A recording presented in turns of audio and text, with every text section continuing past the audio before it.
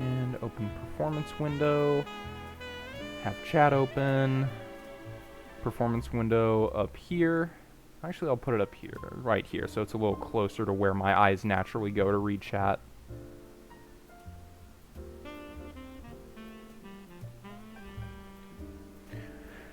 We're back. We seem to be a little more. You're not back. We're not back. We're not back. We're so not back. It's so Jover.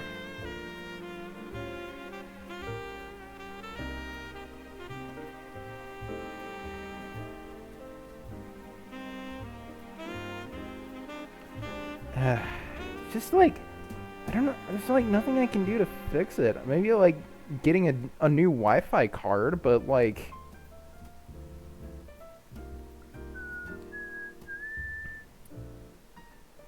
I don't know.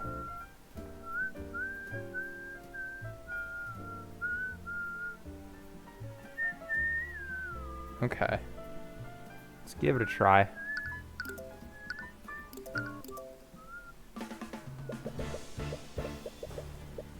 You are the last person I would give this information to. He's getting more and more stressed. Just a little more and you'll... As you interrogate him, you suddenly hear a loud crash outside the room. What was that? I'm going to take a look and see what's going on. Well, are you just going to leave us here? He's right, we don't know what's going on. We should stay together. Don't worry, there were 2 guards outside, and they're from the King's Guard. You'll be fine. That's not what I'm worried about. I'll trust your judgment. What? It's been almost 10 minutes since Celeste went to investigate the noise. Pierce seems extremely on edge. He's sitting at one of the tables and impatiently tapping its surface with his finger. So, you never intended to send that letter to me. Who did you send it to, then? No, as if I would ever tell you that. And the stream restarted, so there's gonna be an ad break. Okay, whatever. I'm just seeing the consistent fear. Yeah. Luckily for you, he should have accumulated enough stress by now. What? Why are you looking at me like that? Ugh. Even if I wasn't the intended recipient, you said that you knew who Celeste's biological parents were. Who are they? Are you seriously focused on that now? It's far too important. It's my only bargaining chip. Answer the question, Pierce. What was that? Somnia. What is this? Blue luminous vapor enters the room. As soon as it makes contact with you, you suddenly feel extremely fatigued. Damn it, it's a sleep spell! Caster conjures a magical mist in the direction that they stretch their palm. This magical mist will travel up to 30 feet before dissipating. Any creature who inhales the mist will... Okay, yep, ad break. I hate having stream problems.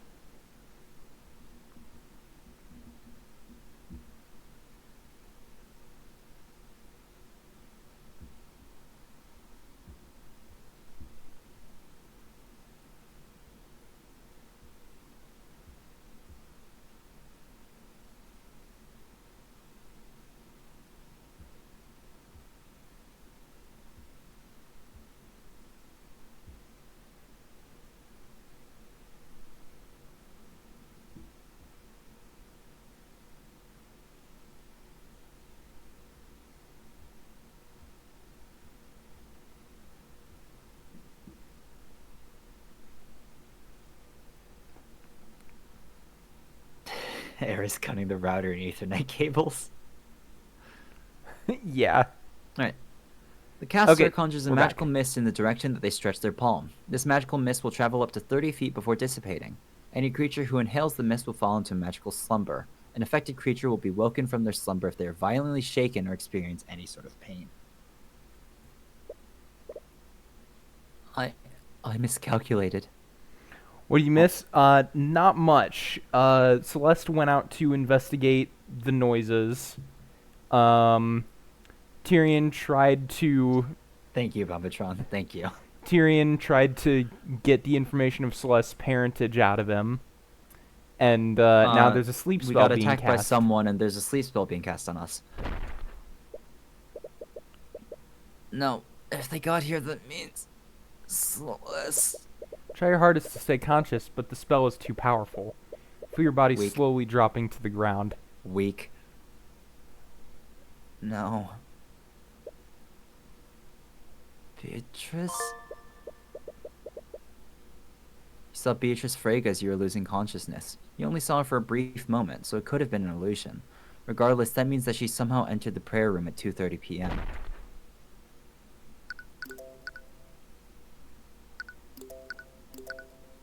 Whoa! Well, Pierce is dead. Pierce is dead. Pierce is fucking dead. Like how Samuel's just like, and there's a body there now.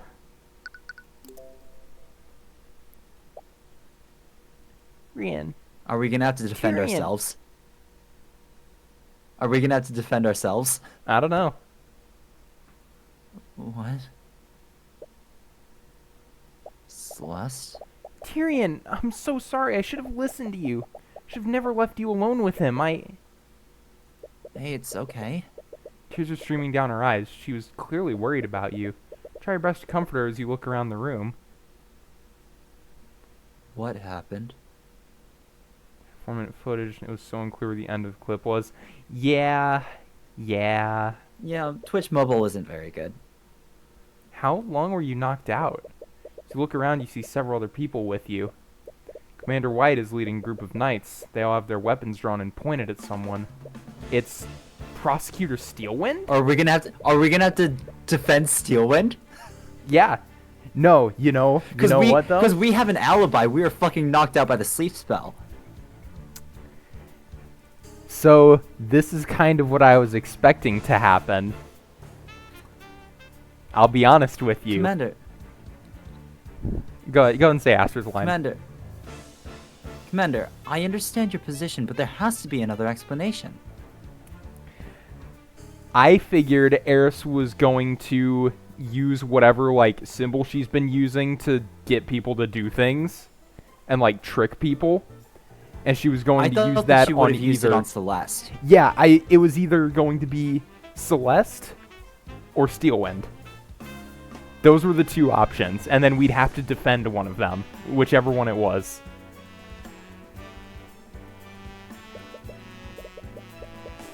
Look, Your Majesty, I get where you're coming from. But from what the witnesses have told us, it has to be a case of Moose blood. Look around the room and see a pool of blood at the end of one of the tables. Celeste, where's Pierce? Tyrion. I don't know how to tell you this, but Pierce is dead. Rip. Oh no! You won't be missed. Oh no! Rip Bozo. What? What? What? What? What do you mean No, what? I'm saying Tyrion's line. Yeah, I don't know. What do you mean? Yeah, I know. What do you mean what though? What do you mean Bozo. what, Tyrion? Rip Bozo. I'm honestly surprised that you're okay. Who? Look at the knights who have their weapons pointed at the prosecutor. Wait a minute. You think Steelwind did this? It wasn't just Lord Pierce, Mr. Cuthbert. We also found the bodies of Lord Von Sanctus and Lady Sybil. Oh, they're fucking dead. Yeah. Yeah. Not to mention a bunch of Kingsguard have gone comatose. Article 3rd instead of 4. Oh, yeah. That's all good. Yeah. I know, it's fine. Twitch Mobile is is fucking terrible. Yeah, Twitch Mobile has become a victim of enshittification. Comatose. I want to believe it, but several people saw Steven acting off at the scenes and into the murders. We also found her unconscious here. And Pierce's body was lying next to her. No, it wasn't her! I saw Beatrice before I passed out. She was the one that knocked us out. Beatrice. What the hell is going on? Commander White, you need to put me in a holding cell. It needs to be one with an anti-magic Right, because field. she knows the symbol. She knows what happened. What? I am a danger to everyone here. We need to go, now. What are you talking about? Now is not the time. Do it, Commander. What? Watch the Inquisition arrest Steelwind and escort her out of the room. Damn it, what happened? I know you have many questions, Mr. Cuthbert, but we should make sure that you're okay. Yeah, there's a necromancer in the nave. They have a point. You have no idea what happened while you were asleep. Follow their suggestion, but not before making a note of the current time. It's 3:12 p.m. Sleep for about 40 minutes. Oop. Oh, bad. Where's game audio? There. Bad. Okay. Okay.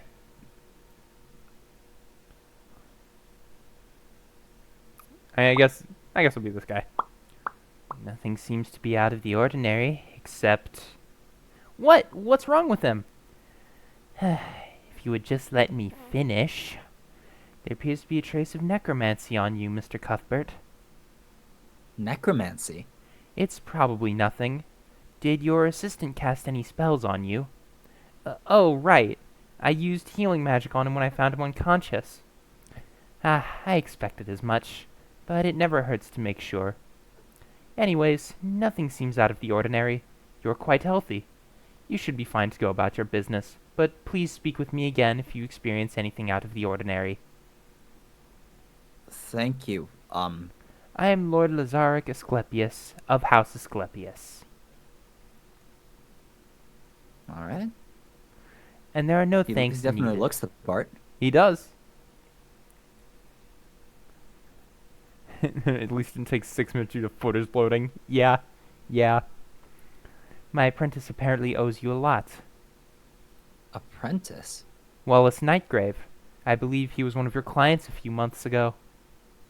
Oh, right. Steelwind did mention that she introduced you to. Speaking of Steelwind, I really find it hard to believe that she did this. Mr. Cuthbert, mage blight isn't exactly a benign condition. When it takes hold of a mage, it doesn't matter what kind of person they are. Violent behavior is almost always a result of the delirium it puts them in. It's unfortunate, but mages have to be held responsible when cases like this happen. Unless someone is framing her. Tyrion, I fought her. What? Do you remember back when we heard that weird sound? I went outside to see what was going on. I saw her outside, and the guards there were all unconscious. Tried to ask her what was going on, but she didn't say anything. She just attacked me. What was her emotional state like? Oh wait, did I... Oh. Well, she was pretty cold and emotionless. It almost looked like she was sleepwalking. That's actually pretty strange. What do you mean?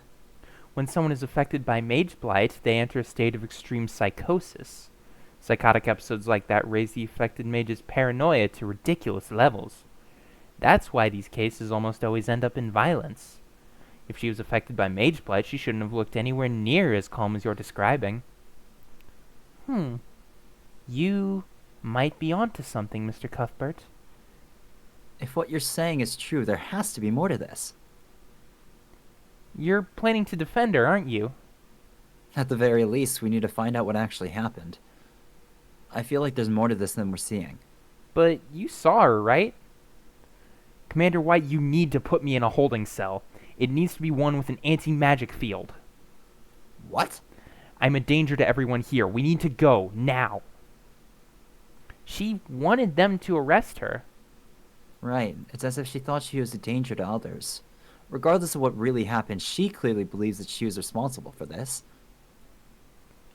But there's no way that she'd do something like this. Something else is happening here, and you will get to the bottom of this. Not sure where each of the murders occurred, but the Inquisition should be able to tell you more about that. You also need to speak with Steelwind. If she really was affected by mage blight, she should be able to remember what may have caused it. But anyways, the prayer room is the one you're most familiar with. Probably want to start there. And we're back. Alright, I suppose we'll start with the prayer room. Son of... Dun. You arrive at the prayer room. It's now swarming with knights from the Inquisition. You find yourself staring at the chalk outline of where Pierce's body once was. Thank you for your rendition. Could you please be a little more off-key so that we don't get DMCA'd? I'm sorry that I have perfect pitch. Can't help but feel a little uneasy. You've been to plenty of crime scenes before, but even if you were unconscious, you were here when the murder happened. It's a little unnerving how close you came to death. Are you okay? Yeah. But now's not the time for an existential crisis. Steelman's future counts on you figuring out what happened. You still don't know what happened after you fell unconscious. The Inquisition believes that Steelman broke into this room, knocked you and Pierce out, and then killed him. But you remember it clearly. You saw Beatrice before you lost consciousness. There's more at play here than you realize. Celeste also fought Steelwind after Beatrice knocked you out. Perhaps she can tell you more about how she was acting. At the very least, we didn't find the bodies. Ooh. We didn't find the bodies Ooh. of the Fregas. No? So Not yet, at least. Okay. We'll burn that bridge when we come to it. let's review what happened. Before Beatrice knocked me out, we heard a commotion outside, and you went to investigate. Can you tell me more about your fight with Steelwind? What was she like? Well, she wasn't her usual self. It was like she was in some kind of daze. I noticed it even before she attacked me. Something was wrong with her. Oh yeah, and she didn't even respond to me when I tried to talk to her. It's like she didn't even recognize me. From what Lord Asclepius said, she would have been acting more erratically if she was affected by Mage Blight. It's possible that you fought someone disguised as her. Also, something that I noticed too is that when Tyrion respects someone, he adds a title in front of their name. Okay, interesting. Which is why he is never, besides in court where he has to, he's never referred to Von Sanctus with the title. Mm-hmm. You guys, all those wrong notes you played made it sound more original. I guess that's possible, but whoever they were, their magic was still extremely powerful. And several members of the Four Pillar families were assembled here. It could have been one of them. We should speak with Commander White when we get the chance. The Grand Cathedral was closed from the public for whatever was happening here. They probably have a list of everyone who was present when the murders happened. This means that whoever did this was one of the nobles that was here today. One of the I honestly, nobles. I know that Tyrion does have an alibi because he probably has magical traces of sleep on him. Mm-hmm. But I do wonder what they think his alibi actually is. Why they're not suspecting him at all for this. Probably because there are traces of magic on everyone else, and he isn't a mage. I mean, I think it'd be pretty fucking hard for a magical killing to be done by a someone who can't use magic. Especially multiple magical killings. Fair. Anyway. Beatrice can cast invisibility, so I doubt she'd let you see her. Unless she did. But did you see her at any point when you were fighting Steelwind? Celeste? Sorry, I don't know. I was too focused on staying alive. I've actually been meaning to ask you about that. Aren't you really strong? I've never even seen you break a sweat in a fight before. Well, she was really tough. It was terrifying, honestly. It was mainly her magic. I've never fought someone with spells that powerful before. She didn't hurt you, did she? No, but it got pretty close. I think she realized that she couldn't beat me, so she just ran past me and into the prayer room. So her real target was Pierce, but why? Did you see the moment she murdered Pierce? No. When I arrived at the prayer room, I saw you and Steelwind unconscious on the ground, and Pierce was already dead. I'm assuming you didn't see Beatrice anywhere. No, she wasn't there when I arrived. Yeah? I have a feeling that Beatrice did use invisibility, but she intentionally dispelled it so that Tyrion would see her. How did she leave the prayer room without Celeste noticing? Did she turn herself invisible? Because, at the very least, we know Beatrice would not make a mistake like that. Yeah. she's a little too smart for that. During the afternoon of the murder, Celeste McCoy heard a suspicious sound and investigated the hallway leading to the prayer room. There she saw Arya Steelwind fighting the guards. Arya didn't respond to Celeste's questions and attacked her as well. The two fought to a standstill and Arya pushed past her. When Celeste arrived at the prayer room, she found Tyrion and Arya unconscious and Pierce was already dead. She didn't see Beatrice Frege at any point during the altercation.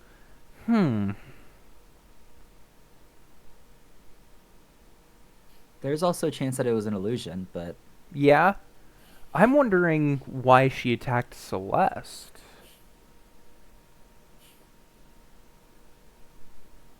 Did she just see her as a threat or a witness? Well, because the guards were found asleep, right? Or no, were they murdered? No, they were comatose. The guards were comatose. Yeah. But she fought Celeste.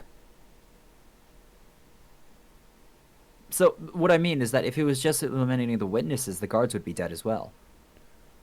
Yeah, but she didn't want to kill the guards or whatever was affecting her. Didn't want her to kill the guards. Yeah, but it sure sounded. But she did try to kill Celeste. It sure sounded like Steelwind was fighting to kill.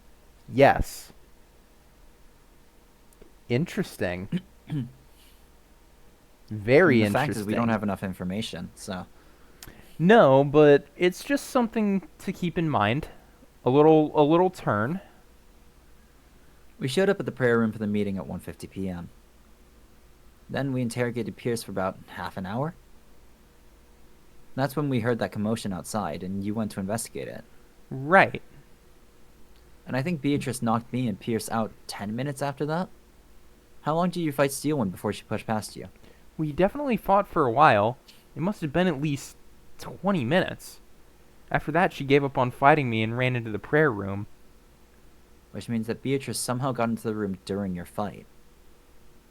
That discounts my theory of her disguising herself as Steelwind. You gained consciousness at 3:12 p.m. That means you were knocked out for more than 40 minutes. Can I see the sleep spell? Sure. While concentrating. Yes. Ooh. Okay, so surely it had to be Beatrice. She's the only one who was there who could be concentrating. But it also means... Well, invisibility isn't a concentration spell. It's direction that they stretch their palm.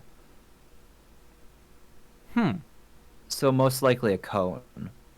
I'm just thinking that because he was woken up by being shaken by Celeste. Yeah.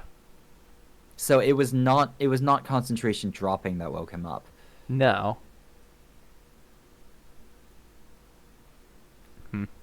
Yeah. Still a lot of unknowns about what happened. You'll need all the pieces if you want to put this puzzle together. Alright. Alright, body time. Lantern. There are lanterns hanging around the room. They're still lit. There are 3 stained glass windows. They look quite nice. Is that it? You can't avoid the body. Okay, whatever. There's a chalk outline where Pierce's body probably was. Looks like he was sitting against this altar when he died. And the bloodstain seems to imply that the fatal wound came from his chest. An autopsy report would be really helpful here. You should ask the commander for a copy of it the next time you see him. Alright, we've got a lot of shit here. Yep. This is probably sleep. There are traces of conjuration magic all over the room. That must have been left by Beatrice's sleep spell. Oh, there's a trace of transmutation here. It's all over the area around his body. Interesting. Did the murderer wound him using a transmutation spell? Yeah. So I read wound and not wound. That's why I stuttered. Yeah, I was thinking concentration keeps him asleep no matter and sleeps anyone who comes into the range. Yeah, and the people who are like still in there even after it falls are left sleeping until they're woken. There's a trace of necromancy on the ground here. It's probably from when I tried to heal you. Okay. So... Or it might not be. Might not be. Anyways, looks like you found everything you can I'm here. not an expert, but I think someone used magic here. Should move and take a closer look at the other crime scenes. Oh my god. Somebody cast Fireball and didn't stutter. I didn't ask how big the room was. I didn't ask how many orphans there were. I said I cast Fireball. Guess we'll start with... Oh no, wait, the nave is just the main room. My favorite like response to the I didn't care, I didn't ask how big the room was. I cast Fireball is, let me see if I can find it. Anyway, move on. Okay. I'll look for it. Oh, Bad? No, this is new. no, this is new. Trace your footsteps and find the common room. This was the last place you saw Von Sanctus and Sybil before everything happened. This is Orm's theme. Look around and see that most of the room has been entirely scorched. You can still smell the scent of burnt cloth and flesh in the air. What happened here? Is there some kind of fire? Well, I think the purplet of fire is magic. As you enter the room, Commander White approaches you. He seems to be accompanied by the typical Legion of Knights. Commander White. Oh, kid. Investigating what happened too. Something like that. We just want to figure out what really happened. Huh. You and me both. Nothing about this case makes any damn sense. I'll be honest, I could really use your help in trying to figure this out. Honestly, you're not sure who you can trust at this point, but the commander is leading the investigation, and he's bound to have information that'll be useful to you. Ugh, this whole situation's a damn mess. Has the Inquisition found any clues to explain what happened? We'll have the basic stuff so far, but we only just received the autopsy reports. It's still pretty useful. Do you have copies of them? Sure, knock yourselves out.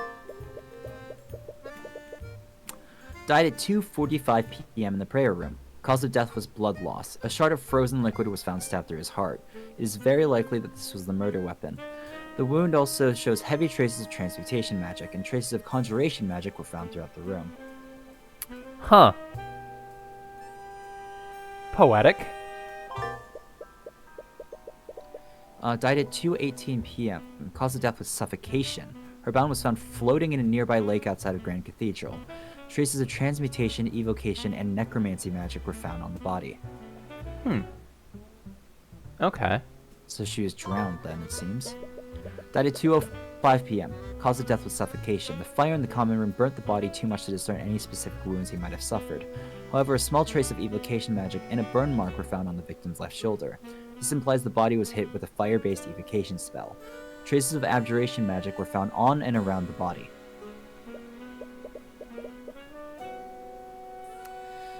Wait, Pierce was killed with a frozen blade. Isn't that similar to how he killed Flintheart? Sorry, I didn't mean to... No, it's okay. Still strange, though. Why would the murderer kill Pierce using such a convoluted method? If Tyrion really was affected by Mage Blight, she wouldn't have done something like that. I mean, yeah, she probably would have gone for the most efficient method, right? Yeah. The Inquisition found a frozen blade impaling Pierce through his heart. There are traces of transmutation on his blood. This implies the murderer used shape liquid to create this blade and murder him, which is oddly similar to how Pierce murdered Flintheart McCoy. But why would the murderer do this when they clearly had more lethal spells at their disposal? Pierce used this method during Flintheart's murder to leave as little evidence as possible. However, it's clear the murderer wanted to frame Arya and leave as much evidence as possible.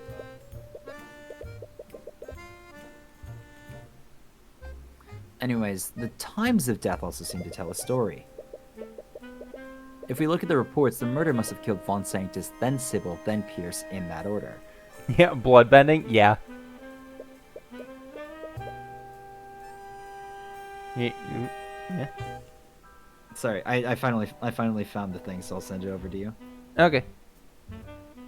The I didn't ask if we had finished evacuating the orphans. I said I cast fireball. And then...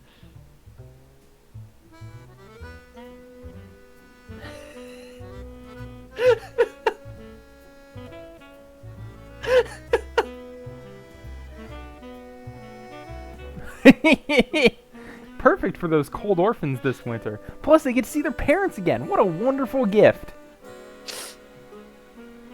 Well, that's our working theory, too. If we look at this map, we can see where the prayer room and the common room are. Lady Sybil's body was found in the lake west of here. But since the Grand Cathedral was built on a cliff, there isn't an easy way to get there in a short amount of time. I mean, And there's one way. she would have died from fall damage. Yeah. So that raises my next question. How did Sybil's body end up in the lake? Murderer threw Sybil from the balcony.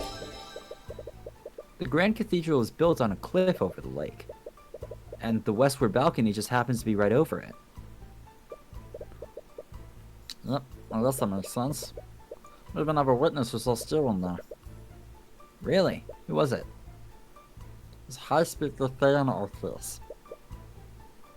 High Speaker. He's the shot caller of the Church behind it. And he stands at the top of the religious hierarchy from what I hear. He spotted Tyrion near the west balcony and noticed that she was acting suspiciously. He called out to her, but she ignored him. So she knew that he saw her, but she didn't attack him. Yeah, she really lucked out.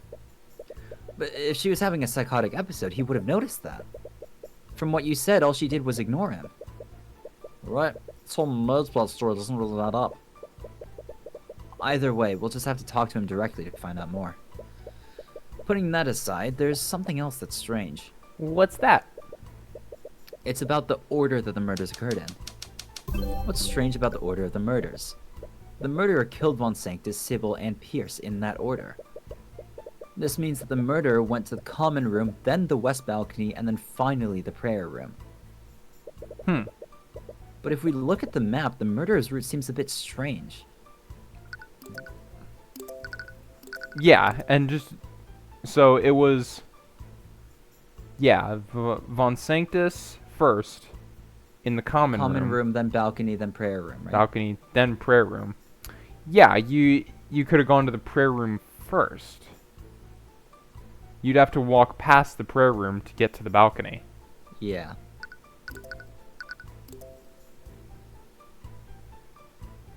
Purposely killed Sybil second. No. Or purposely killed Pierce Pierce third? No, there's more direct path could have taken. Could have killed Pierce second. Could have killed Pierce second. Oh, okay, yeah. The murderer must have passed right by the prayer room before they dumped Sybil's body. Why wouldn't they just murder Pierce on the way there? Maybe they wanted to dump Sybil's body first? Or they were afraid of fighting me. I don't think giving this a little too much credit. No, she has a point. Out of everyone who fought the murderer, Celeste was the only one who didn't die or fall comatose. Anyways, there has to be a reason why the murderer deliberately chose that route. Judging from the time of death, the murderer went from the common room to the balcony, then to the prayer room in that order. But that wasn't the most direct route. There has to be an explanation for that. Okay, you've created a rough outline of the murderer's actions. But the real clues will lie in how each of the individual murders occurred. And that starts with figuring out how Von Sanctus was murdered. Yep, this is still good music. Yeah. How did the Inquisition find out about the murders anyways? I don't care that we're in a gunpowder factory. I said I cast fireball. Medieval nuclear weaponry. Did a witness come across the bodies? All started when Prince Alaric ran up to us. He told us that he saw a fire breaking on the common room. He also saw Tyrion there, but when he tried to talk to her, she hit him with some kind of spell. She attacked one of the princes? Yeah, But it didn't look like she hurt him. That guy from House of Scorpius inspected him and he told us he wasn't injured. I'm glad that he's okay, but wouldn't Arya have used a more violent spell if she was being affected by Mage Blade? It's possible she was throwing spells randomly and he just happened to get really lucky. I suppose that's possible, but was there anyone else nearby when this happened? I would have expected a Prince of Wyvern Guard to be under constant guard. That was kind of my mistake. Orem, what did you do? I would nice to give him some space considering what just happened. And that would be? Sorry, kid. If you don't know, it's not my place to tell you. I've orders from the top to stay quiet about that. And it looks like you'll need to ask someone higher up. Bitrate. No. Bitrate.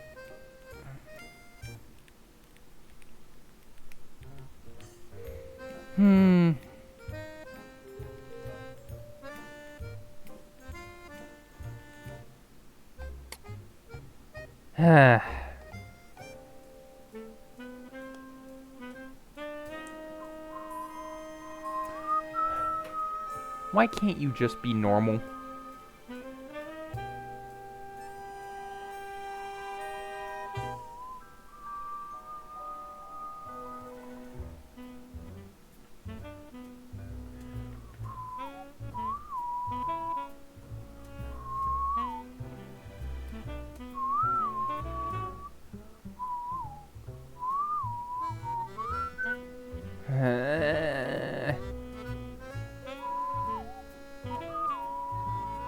I'm sure that's helping.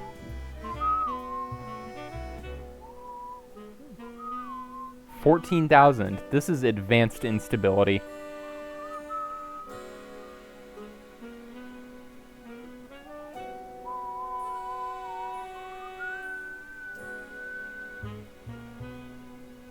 Okay, I've deafened myself in Discord. I couldn't stand it much longer.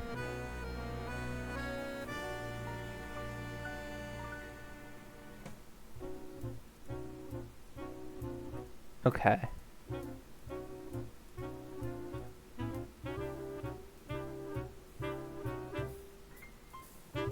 Okay, I think we're back now. Should be. Yeah, good for now. Still strange though. Why are all these nobles gathered here? Anyways, whatever the prep hit him with, I don't want to put him in the daze. He could barely walk or talk. He couldn't even approach us until the spell went off. And the road is bad though, so it was pretty close to where we were. For some reason, we didn't find him until after the spell wore off. Did they make him invisible? Yeah, was he hit with invisibility? Maybe. That must have been traumatic. I hope he's okay. Why didn't anyone see him during this time? After he told us about what was happening, we went to put out the fires. That's when we saw a bunch of guards knocked out outside the prayer room. Did you see me? Nope, this all happened around 3:10 p.m. Right. That was probably well after Steelwind moved into the prayer room. Celeste must have already followed her into it. The Inquisition discovered something was wrong when Alaric de Wyvern-Guard reported that a fire had broken out in the common room. He also told them that Arya Steelwind cast a spell on him earlier that severely debilitated his that made Gave him him have a stroke. When the Inquisition arrived at the scene, they spotted the unconscious guards outside the prayer room. They did not see Celeste McCoy and Arya Steelwind. This all happened at 3:10 p.m. I mean, a stroke would also severely debilitate your senses. Ooh. Ooh. Ooh. Yeah, little blip there. Didn't die, just a little blip.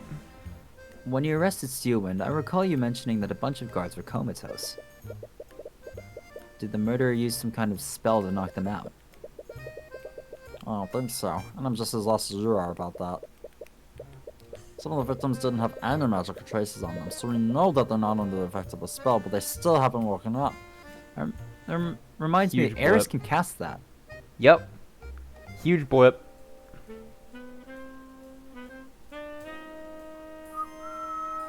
I'll just whistle along. I'm gonna be honest. That isn't helping. What do you mean? I did at one point during the long blip deafen myself in Discord. I'll just put it Is like just that. Too loud? A little bit. Just get away from the router. That's odd to say the least. Is there any common thread between the knights who fell comatose? That might help us deduce what happened to him. Well, we found all of them in locations were still spotted. That can't be a coincidence. But he just admitted that they weren't being affected by any kind of spell. What's going on here?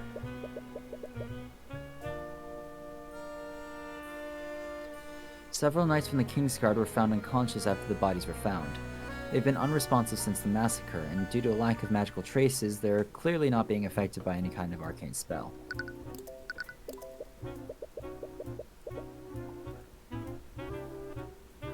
Commander White, you keep saying the perp instead of Steelwind. Even though everyone else seems to think that she was responsible for this, do you also suspect that she's being framed? Just doesn't add up. If she did give herself Mage Blight, her actions wouldn't have been so deliberate. And she's definitely not the type of person to just go around murdering people. Even if she was, she's led a lot of the Inquisition's investigations recently. She's investigated plenty of homicides with us, and she knows exactly how we do things. Whoever did this got the job done, but they were sloppy about it. A bunch of witnesses saw her, and she didn't even try to hide herself using her magic. So either she had Mage Blight, which doesn't match with her behavior, or she did this intentionally and wanted to get caught. Just a little blip. Just a little blip. And that's never makes any damn sense. It's just a little, huh? Ooh, ooh. Someone has to be framing her. Some awful stability. Awful stability today.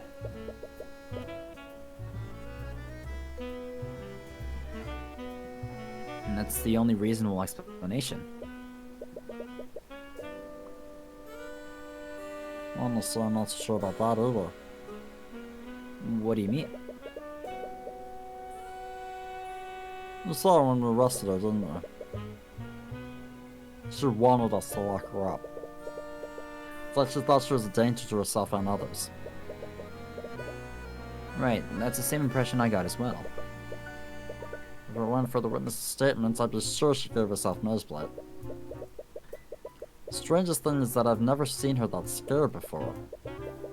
Something really rattled her about what happened.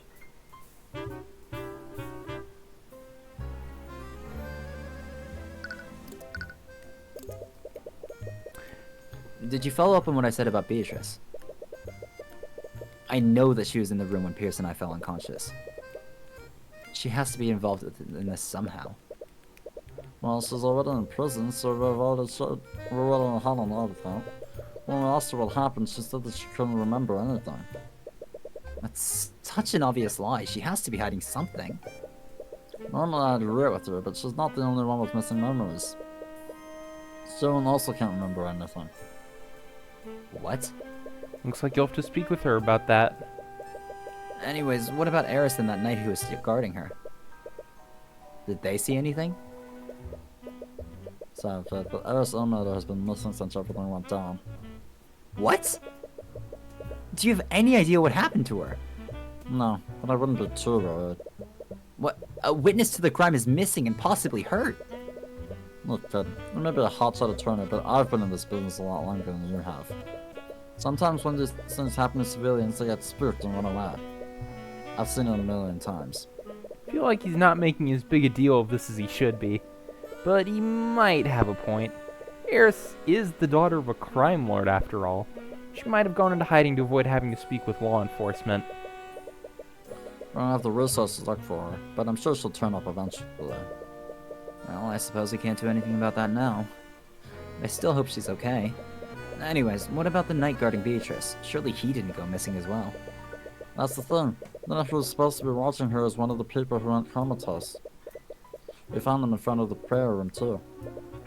Damn it, what happened to him? To make matters worse, that frigate chick knows how to cast invisibility. So even if she was telling the truth, very few people have actually seen her. Yeah. Yeah.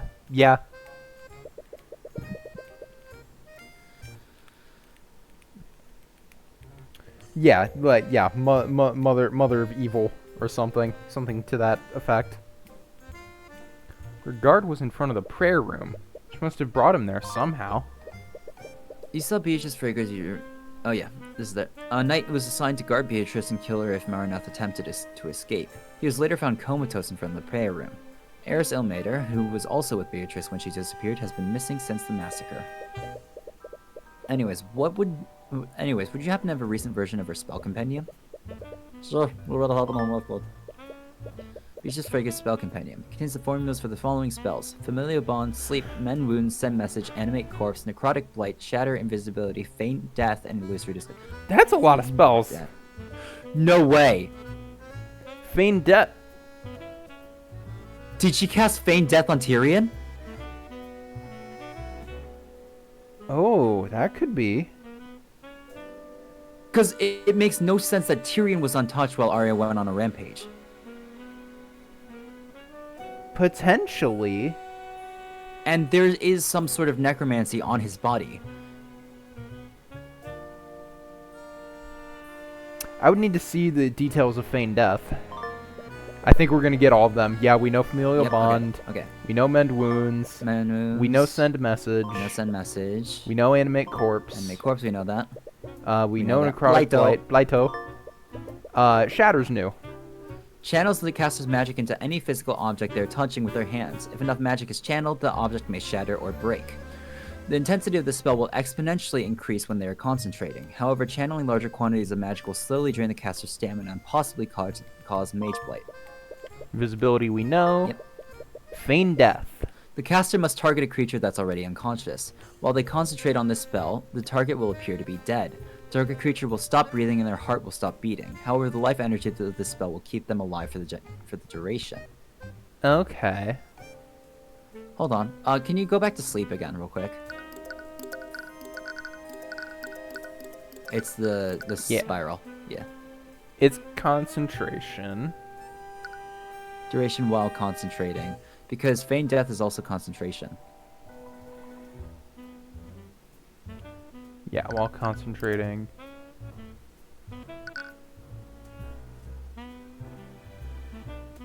Because Tyrion was still asleep by the time, so that wouldn't check out. Well, I mean, Right? my thought with sleep is that you don't need to maintain it in order to keep them asleep. Like, you need to maintain it to keep the gas flowing. And then once they're asleep, they're asleep. And then you could feign death.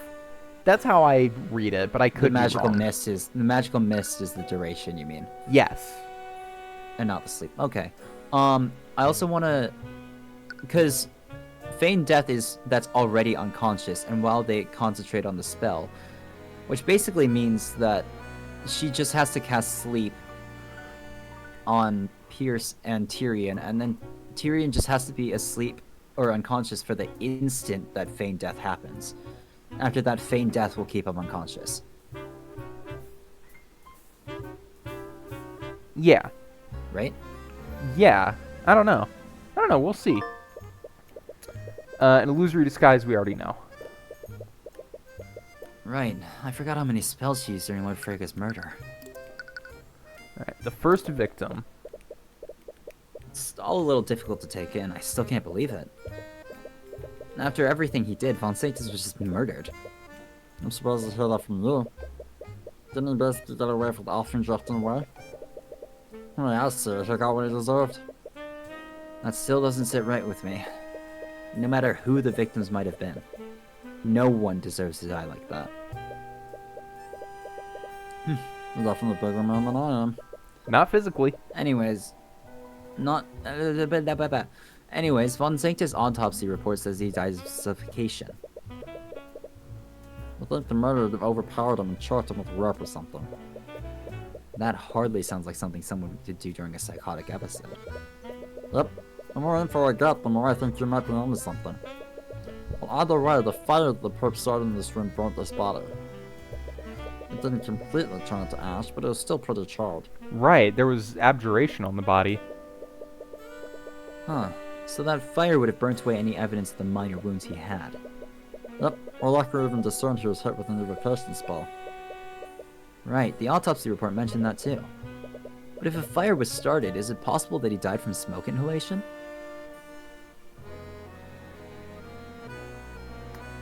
Yeah, she does have a motive. But she wouldn't have killed Pierce until I feel like she wouldn't have killed Pierce until Tyrion and Celeste got their answers. Meh. That's it's not definitive. But also, if Mageblade is going to be the main motive for her rampage, like the main explanation for her rampage, then motive doesn't matter.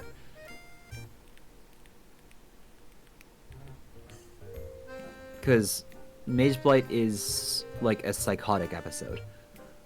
No, the divination spell readers always identify smoke inhalation as death by poisoning, not death by suffocation. Yeah, no, yeah, I just went crazy and murdered a few people. Oopsie daisy. It happens. It happens. I suppose that kind of makes sense. I just got a little too silly for a second, I'm sorry. The bit went a little too far. It's still a shame we can't find out how the murderer suffocated him. Spell compendiums. We still know very little about how the murders occurred. Do you have records of each of the victims' spell compendiums? They might help us understand what each of the victims was doing during the attack. Also, who's gonna prosecute this case? Sure, knock yourselves out. It's gonna be so funny if it's tomorrow. Garrick Pierce's spell compendium. We already know this, yeah. Yep. Precision, conjure light, conjure water, and shape liquid. Yep. Sybil. Yep. Coraline Sybil's spell compendium contains the formulas for the following spells: Slow Fall, Foresight, Strike True, Detect Magic, Stone Skin, and Mend Wounds. Slow so Fall? that rules out that she was just thrown over the balcony. Yeah, while alive. she was murdered before then. She also has stone skin though, so I guess we'll see what each of those have. Mageblade. He has Force Cage? Huh. Send Message and Mend Wounds. Okay, and yep, we know a simple yeah, we know Prestidigitation. this. We know Conjure We know Light. this. We know Conjure Water. We We know this. Frost We Wave. know this. Force Cage. For the duration, the caster creates a magical 10 by 10 by 10 foot cube around a target within 30 feet of them. That's about like 3 by 3 by 3 meters and within like 10 meters of them. The walls of this cube are impenetrable and can't be destroyed by anything, not even by spells that can normally dispel spell effects. Furthermore, any attempts to magically teleport into or out of the cube will fail. If there's more than one creature within the target space, they will be pushed away from the center of the cube. Mageblade, we know. Slow Fall. Wait.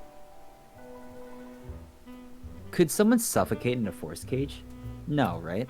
No way. I wouldn't think so. Also, I forget, what's the School of Magic of Force Cage? Oh my lord.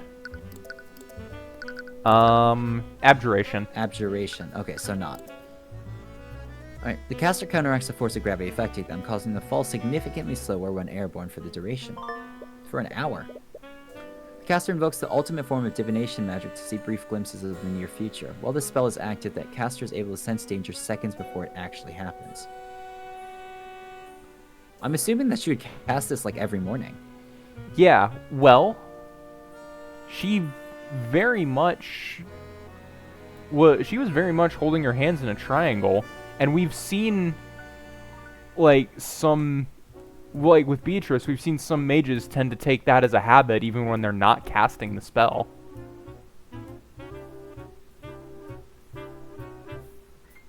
I guess we'll see.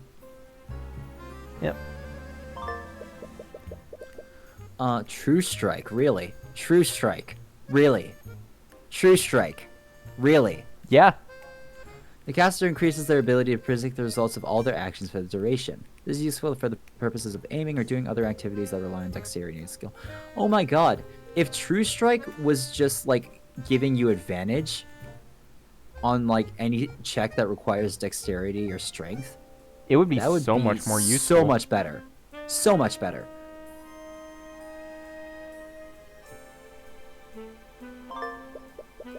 And detect Detect magic. magic. Repair your Arcanum. We'll concentrate. I'm not. This is the we first haven't. time we've actually Yeah, we seen haven't it. actually had it in our Uh, spell list. While concentrating, the caster can see the normally invisible magical traces left by magic. Magical traces are created 2 times when a spell is cast. The first is created at the position of the caster when the spell is cast. The second is created when the spell effect resolves or dissipates. The caster can identify the school of magic of any trace by color. Evocation red, transmutation yellow, conjuration cyan, divination pink, abjuration white, necromancy purple, illusion green. Stone skin. The caster creates a thick layer of stone around their body. This stone layer will deflect and protect the caster from any physical trauma. The stone layer can be slowly broken through continuous attacks, but as long as the caster concentrates on this spell, the stone layer will instantaneously repair itself. Okay. Wow. That's a lot to work through. Yep, this is what happens when a bunch of mages are caught in the middle of a murder. Honestly, you've been lucky until now. Nevertheless, I'll need to look over each of these spells when they become relevant. We haven't examined yet. Nope. These are scorch. There are scorch marks all over the room. The fire must have spread pretty far. This spell. Yeah, smile. Blighto. Blighto. Yep, it's probably going for a while.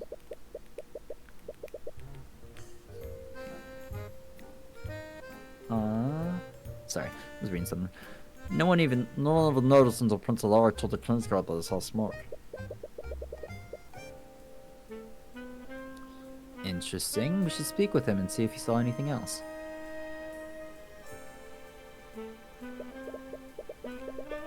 The chalk outline in the center of the room. This must be where they found Von Sanctus's body. There's even bits of ash here. Must be the burnt fragments of the body. Spell. You're colorblind. Oh.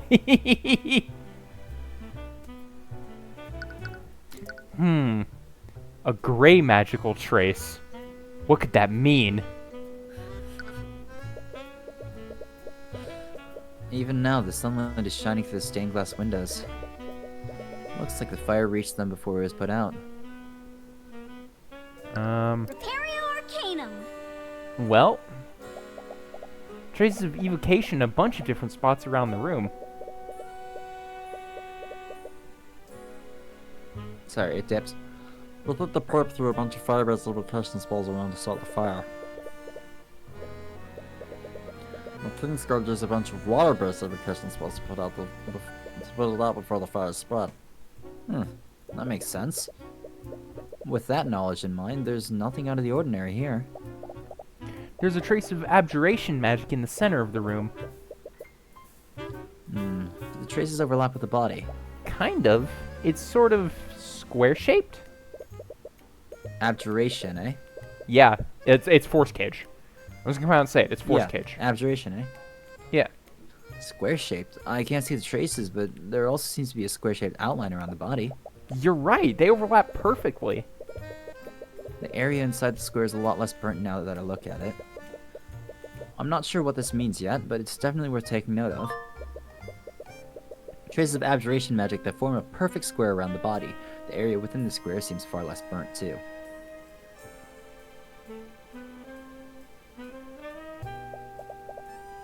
There's a trace of evocation magic near the body. That matches his autopsy report. The murderer must have hit him with an evocation spell. I think you found everything you can relating to Von Sanctus's murder. Perhaps you should move somewhere else. Okay, Balcony?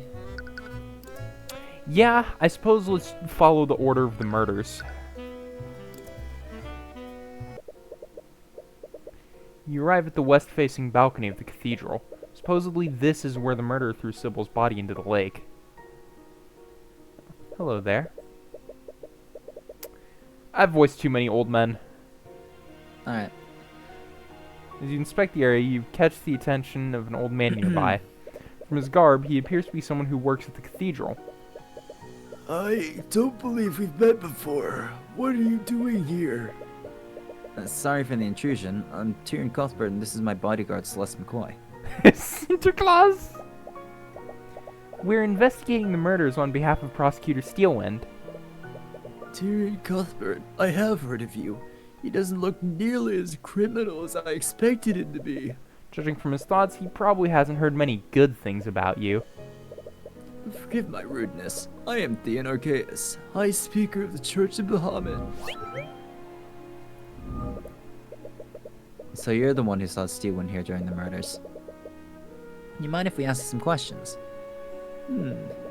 He scans you warily. I suppose there'd be no harm in that. We heard that you saw the prosecutor acting strangely here. Could you tell us more about what you saw? Did it look like she was having a psychotic episode? I wouldn't go that far. She's certainly acting strangely. How did you come across her? Well, I was on my way to the prayer room. I always recite prayers from the draconic texts around that time. Wait, he was heading to the prayer room? When I saw her, I first thought she was just enjoying the view of the lake. I was about to greet her. When I approached her, I saw that she was throwing something off the edge of the balcony. Huh. You must have seen her dumping Sybil's body. You're probably correct. I came to the same conclusion after they found that poor woman's body below us. Although, What is it? I only saw it for a second, so perhaps I'm wrong. Lady Sybil was wearing much brighter colors this morning. Interesting. Oh, okay. So maybe they were still together in the common room, Sybil and Von Sanctus? And Maybe. they were killed the same way via the suffocation. So the reason that And she was charred? yes, I think so. That would also So explain. that would if she was- explain that if would she was explain why dead she while didn't was go. thrown off. Yeah, it would As explain. well, that would explain why she didn't break her fall. Yes, and it would also explain why she would skip the prayer room in order to get rid of Sybil's body first. Because that's dead weight. Yep. Literally. Wow. Okay. Do have an ad starting soon, so Whatever Lady Steelwind threw into the lake, it looked much darker. I suggest that we wait for the ad because of bit rate. okay. I'm actually gonna use this opportunity to go to the bathroom. I will too, actually. All right. See y'all in a minute.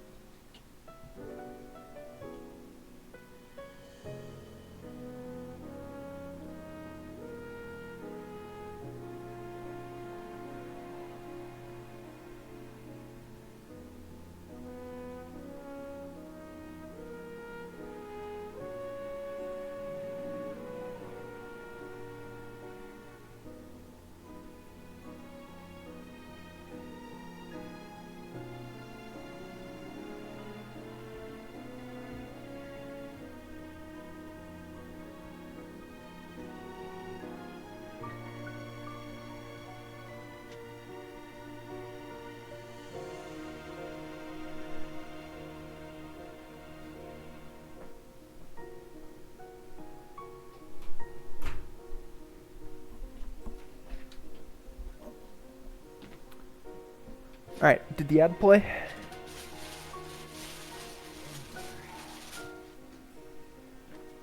I'm assuming the ad played. Alrighty, I am back. Had ended. Awesome. Back just in time. So, okay. What does that mean? I'm sorry, I can't really explain it. Perhaps I was just seeing things. My eyes aren't as good as they used to be. Old. He's 81. I He's mean, relatable, but old. It could have just been a trick of the light. The Anarchaeus was on his way to the prayer room to recite his prayers. On his way there, he spotted Arya Steelwind throwing something off of the west balcony. He wasn't able to see what she threw, but after Coraline Sybil's body was found in Lake Gallicrund, he assumed the object must have been Sybil's body. However, he could have sworn that he saw something darker, but he's something. Stream delay, please catch up. But he's still not sure. Thank you. okay. I thought you had it. Yeah, I know you've been hitting dialogue ahead of time, so I don't blame you. Wait, if you saw Arya dumping Lady Sybil's body, she must have had a stroke. That means you must have been heading to where we were at the time. Oh, were you praying there with Lord Pierce? Not exactly. What? That's not what the guards told me. The guards? Do you mean the ones standing watch outside the prayer room? Yes, they told me that Pierce was praying with some acquaintances of his. They said the same thing to Lady Steelwind as well. What, Steelwind was there too? Yes, she appeared to be waiting for something. But anyways, I didn't want to disturb them, so I went back to my quarters to pray there. High Speaker didn't see her fighting Celeste. She must have started her attack after he left. But why would she bother waiting? Either way, we can't exactly question those guards. Yeah, they're still comatose after the attack. After witnessing this, he attempted to enter the prayer room but was turned away by the knights guarding it. The knights weren't comatose at the time, though. No. Which means she might have been waiting for the sleep spell? Maybe. Actually, the High Speaker's quarters aren't that far away from the prayer room. How did you not hear anything? Oh, it must have been because of the magical wards in my room. Magical wards. Are they there for security reasons? Not exactly. I actually suffer from chronic insomnia. Even the smallest sound will wake me up at night. Years ago, I had some mages enchant the walls so sound couldn't travel through them. I can't hear anything from outside the room once I shut my door. That does sound awfully convenient, but you doubt that he'd lie about something you could so easily verify. Either way, you should make note of this. Supposedly, the Anarchaeus suffers from chronic insomnia and can be woken by even the smallest sound. As such, the walls of the High Speaker's quarters are completely soundproof once he closes the door. This should explain why Archaeus didn't hear the fight between Celeste McCoy and Arya Steelwind.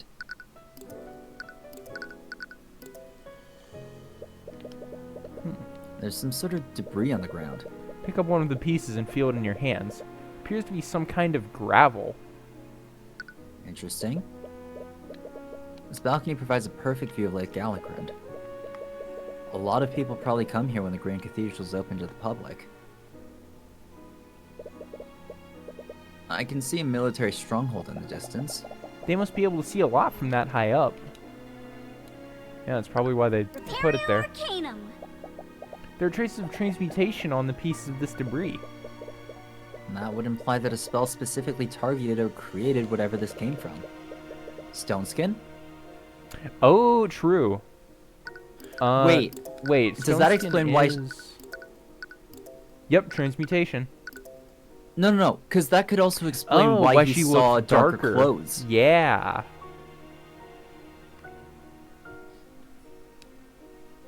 Is Featherfall concentration?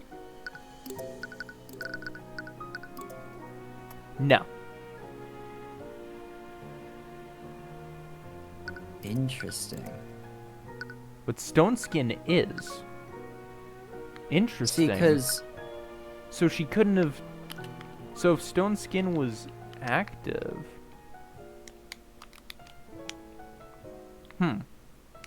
Interesting. that still doesn't explain, because if she was... Sorry, if she was alive during the fall, and Let's assume that she's smart enough to break her fall with Featherfall. That doesn't explain how she drowned. I don't know. Because she had to have been, if we assume that Stone Skin was active, she would have had to be conscious to concentrate on it. Might not be able to swim, but I wouldn't. That seems a little too obvious.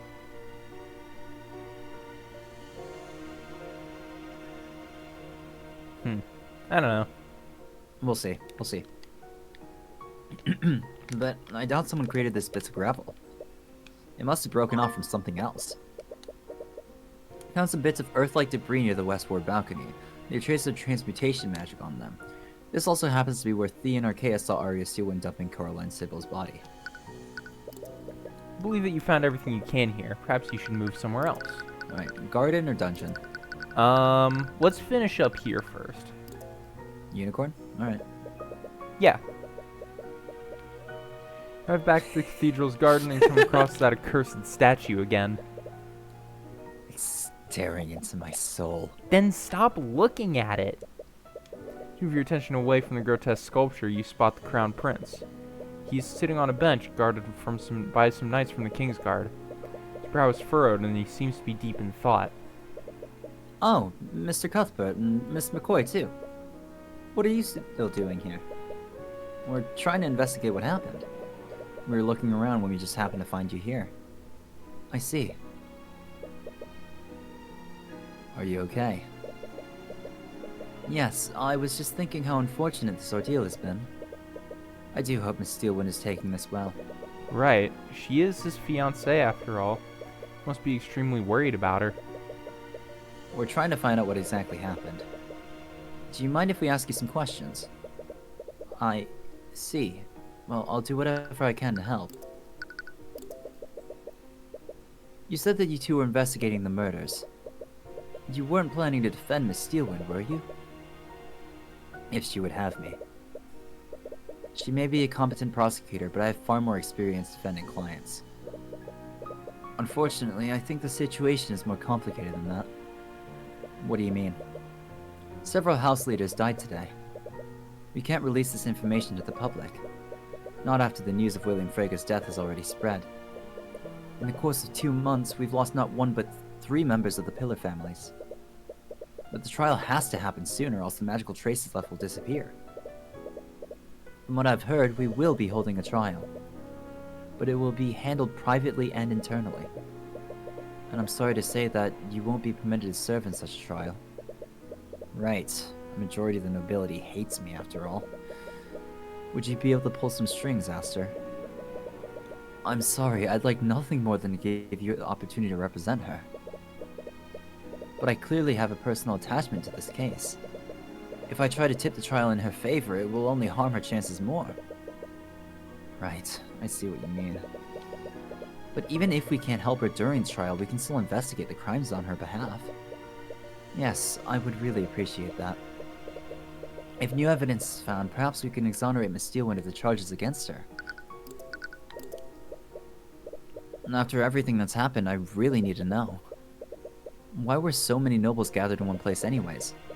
All 4 of the Pillar families were present. I understand if you don't want to tell me, but this information could be vital in figuring out what really happened.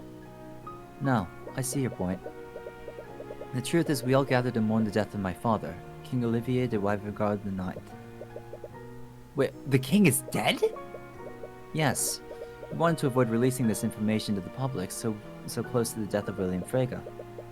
My father has been ill for quite some time, so we were prepared for this. Or at least, I thought I was. I also lost my mother when I was quite young, but it's still all a little hard to take in. I'm sorry, you have my condolences. Thank you. But if King Olivier is dead, that would make you... Yes, you currently stand before King Aster de Wyverngarde, ruler of our kingdom. Sadness and fear. I mean, I don't think he can be happy with this. No. Considering everything that's happened, he seems less than thrilled about that. I suppose that explains why all those nobles were gathered. They came under the guise of paying me their respects. It's clear they all wanted to get close to the new king of Livengard. I think the Freygas were the only ones who genuinely came to give their condolences. Speaking of the Freygas, I think you need to know. I saw Beatrice before I was knocked out. I think she may have been the one that killed Garrick Pierce. Why would she be there? I'm sorry. I know she's your friend. We already know she's not above committing murder. I see. I suppose if you're saying it, it must be so. But what possible reason would she have to be involved in something like this? I'm not sure yet, but I plan to find that out. By the way, what were you doing during the murders? I remember you left with Steelwind when Celeste and I arrived at the cathedral. Oh yes, Steelwind and I left to speak with High Speaker Archaeus in his quarters. What was your meeting about? It was actually about our wedding.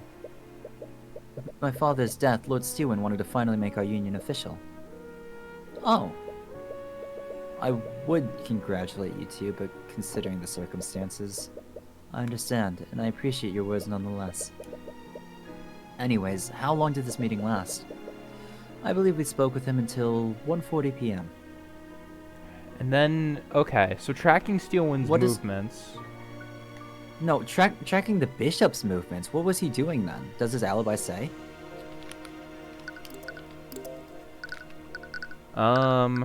Testimony. Prayer room to recite his prayers. On the way there, spotted Arya Steelwind throwing something off the west balcony. Which would have been... That would have been around 2-ish. Yes. Right?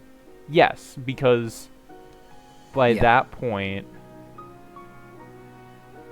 Yeah, by 2... And he would pass by the balcony to get to the prayer room from his quarters, I think. Yes. Okay. Interesting. Right. Skip dinner, eating a snack. The Von Sanctus died at 2:05 p.m. That means that she began a rampage less than half an hour after that meeting. Was there anything off about her behavior? Now that you mention it, something about her demeanor changed. We were speaking of the wedding when she abruptly left. I asked her where she was going, but she ignored me. That sounds similar to what happened when Celeste fought her. Oh, bitrate. Oh, yep. Give it a sec. Give it a sec. Give it a sec. Give it a sec. Give it a sec. Give it a sec.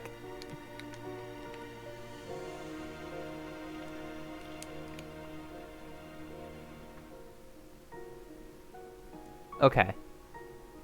There's no we're way fine she was now. affected by Mage Blight. From 1:15 to 1:40 p.m., Aston and Wyvergard and Arya Steelwind spoke with High Speaker Theon Archaeus about their upcoming wedding. At 1:40 p.m., Steelwind abruptly left the meeting and didn't answer Aster when asked where she was going. But then we saw her Hold on. at the prayer room. We saw her in the prayer room, Yes, we did. and she was very clearly herself. Yes.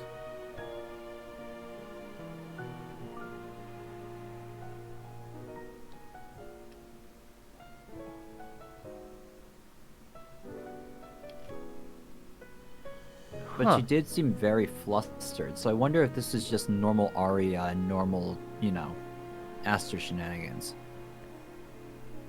Could be. I don't know. Or Pierce was meant to be her first victim,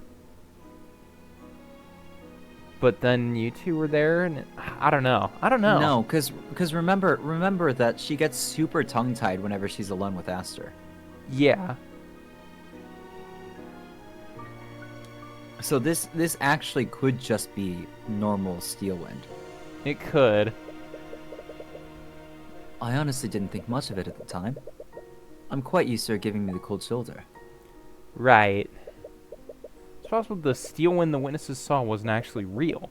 That means the Steelwind that attended the meeting was also a fake? No, it can't be. Huh, I don't know. Anyways, what happened after your meeting with the High Speaker? Did you see Steelwind after that? Actually, I found myself caught up in something else entirely.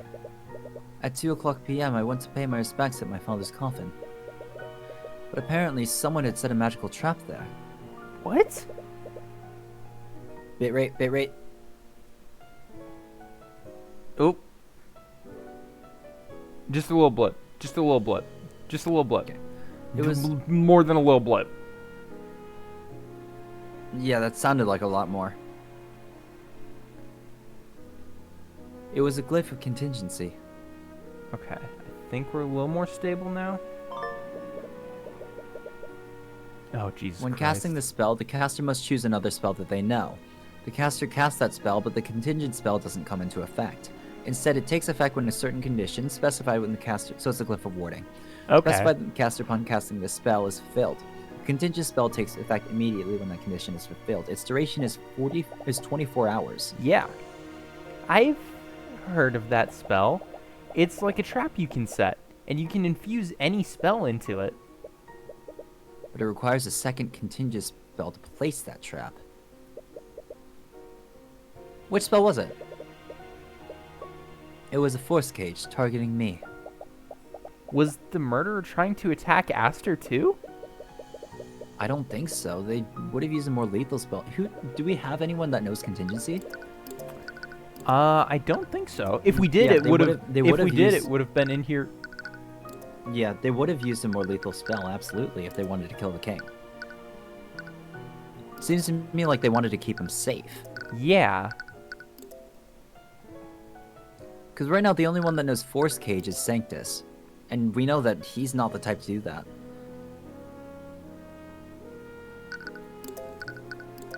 What is? Okay, Evocation. evocation.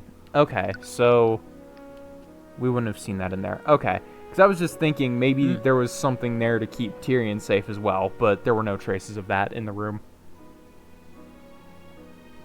The But- feigned death theory still stands. True. I wonder if at 140, like, she began feeling that take hold or realized it was going to happen. And We set don't- the contingency glyph? Yes. To keep Aster We don't have safe. her spell compendium, so we don't. know. But that's definitely a possibility. To keep Aster safe because she was afraid that she But might then do why something would she? to Why him. would she go to the? Why would she go to the prayer room though?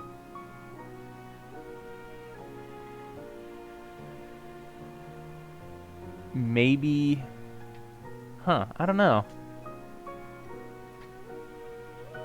Maybe she intended to do the same thing there. Bitrate. Maybe she intended to do something similar, but... I don't know.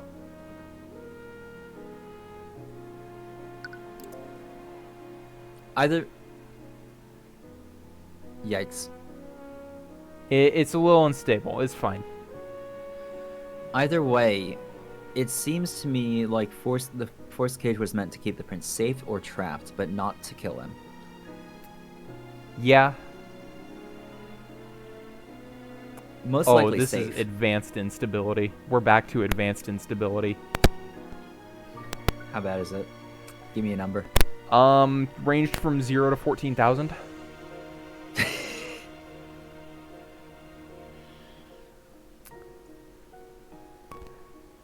But from the sounds of it, force cage can't be dispelled, so Aster would have been trapped inside of it for that full hour. We think the murderer used this as a distraction. Because of that trap, the Kingsguard consolidated most of their attention and forces at my location. As a result, there were fewer people guarding Von Sanctus, Sybil, and Pierce. And the ones that were there all fell comatose. Oh wait, is Aster's profile in the profiles list now? Now that he's king? Oh yeah. His occupation is still prince, but you know. Yeah, it wasn't updated, that's fine. Because it got updated to King. Oh, after it's the updated reveal. to King here, yeah. They can't tell us what happened to them. Oh, bitrate. At 2 p.m., after the Wyvern Guard went to pay his... Went Oh. to pay his respects at his father's coffin. Unbeknownst to him, however, there was a glyph of contingency set to trap him inside a force cage. The trap triggered and Aster was trapped in that magical cage for its duration. This caused the Kingsguard to consolidate their forces at Aster's location. As a result, Lloyd von Sanctus, Coraline Sybil, and Garrick Pierce were left with far fewer guards defending them. And yet another inexplicable event is added to the list. After everything you've learned, you highly doubt that Steelwind was affected by Mage Blight, so someone must be behind what happened. But who? Anyways, it seems like he's told you everything he knows. He probably didn't witness much after he was trapped by that force cage. Can we examine the unicorn again? We can. Oh, it's new. It's new. What goes through the mind of such a tortured creature? What is with you in this statue? I don't know, but I can feel its emotions as if they were my own. It's an inanimate object, Tyrion. Repario Arcanum.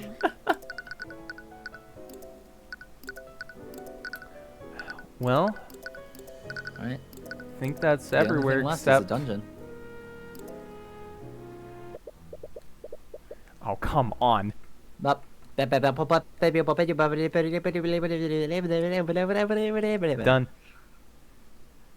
It's okay. I feel like Luigi. Yeah.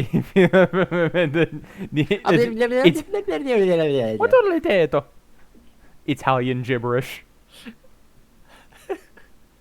You arrive at the dungeon to speak with I think Steelwind. someone made like a 10-hour loop of it. You can't find her anywhere. The Inquisition and the Kingsguard must still be processing her. Alright, common room then.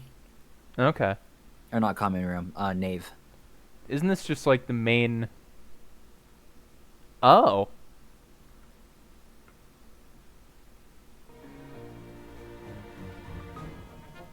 Tis you. Yep, I was just fixing the audio and waiting for the bitrate to unfuck itself. Fair enough. She attacked a member of the royal family and killed several nobles. What else is there to investigate? The laws are clear about what we must do. We should execute her immediately.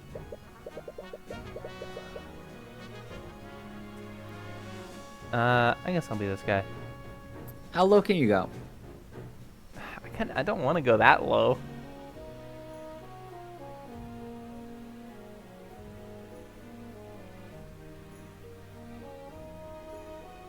I can try. Alaric, situation is of far too much import to make such rash decisions. Need to approach this calmly and carefully. You return to the nave, you spot the young prince in an argument with that nobleman you saw earlier. Now that you think of it, you still have no idea who he is. Oh, it's you two. Your Highness. And I don't think we've been introduced. What? So you're still as insolvent as ever. You stand before Sir Remus Virgile, Archduke and Royal Visor to the Wyvern throne. Ha, I believe he means advisor. Archduke? Didn't even know the Kingdom of Wyvern had a title like that. Why haven't you ever heard of him before? Why are you two still here anyways? Does he have a cane? No. No. It looks like he has one. Yeah, he just holds In- his hand in like this that, I sprite. guess. Thought the cathedral was closed for the investigation. We're investigating what happened on behalf of Prosecutor Steelwind. I see. Anyways, I have much to attend to. I'll be taking my leave. Up. Sensitive of anxiety. Is he avoiding you?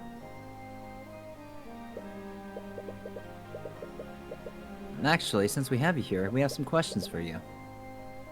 The both of you. You should know your place, knave. Your Grace? Oh boy. Oh boy. Oh boy. Ooh.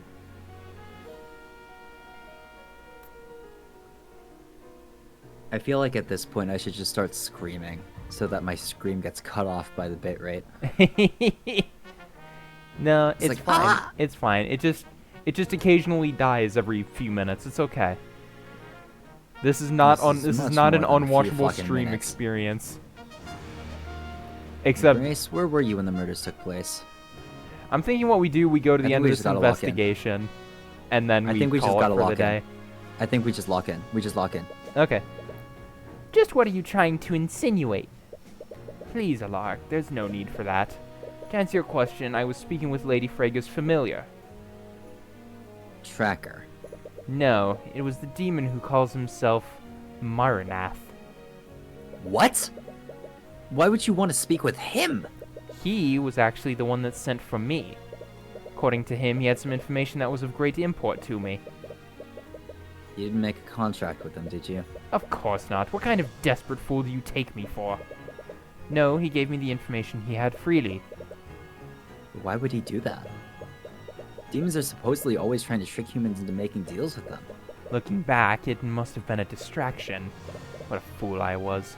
I knew he was playing with me. But I knew he couldn't tell lies, and the information he had was too important to ignore.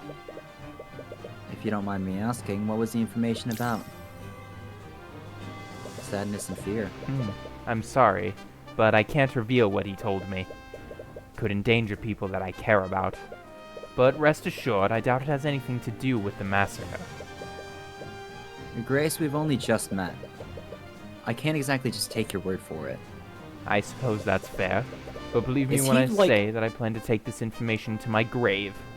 Is he actually just, like, the most reasonable noble we've met? Aside from Steelwind? Maybe. But remember, he was the guy on the cover of the case, so we don't know that. I mean, Wallace was on the cover of Case 2. Yeah, and Drakeagen was on the cover of Case 3. I don't know.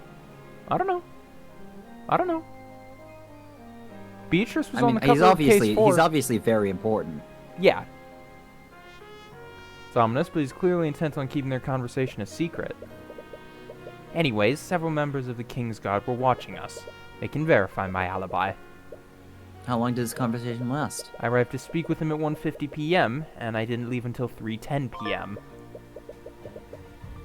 The demon Marnath called Archduke Remus Virgile to meet with him at 1:50 p.m. He apparently had a very important information that Virgile couldn't ignore. Virgile spoke with Marnath until 3:10 p.m. The members of the Kingsguard guarding the demon can verify this. She was accounted for during the time frame of the murders. Why would Maranath go to the trouble of distracting him in the first place? I don't know. I suppose to get at a lark, maybe? I don't know. Whoever orchestrated this also used a force cage to trap Aster. Were they trying to distract the forces in the cathedral? Or were they trying to keep certain people out of the crossfire? Either way, it's clear that Beatrice has a lot to answer for.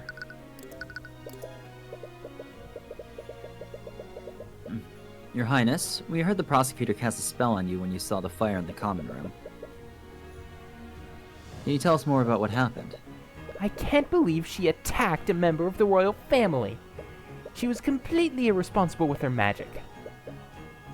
I understand your feelings about this, but we can't say for certain that she inflicted Mageblade on herself. We don't even know if it was actually her. I saw her with my own eyes. Plenty of other people did too.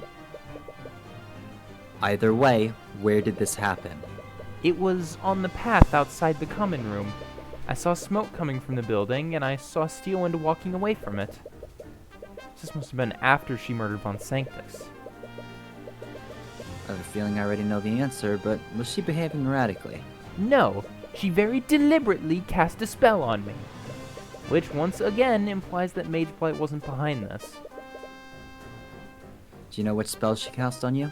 I'm not sure. I've never been affected by a spell like that before. From the magical traces on him, we know it was a transmutation spell.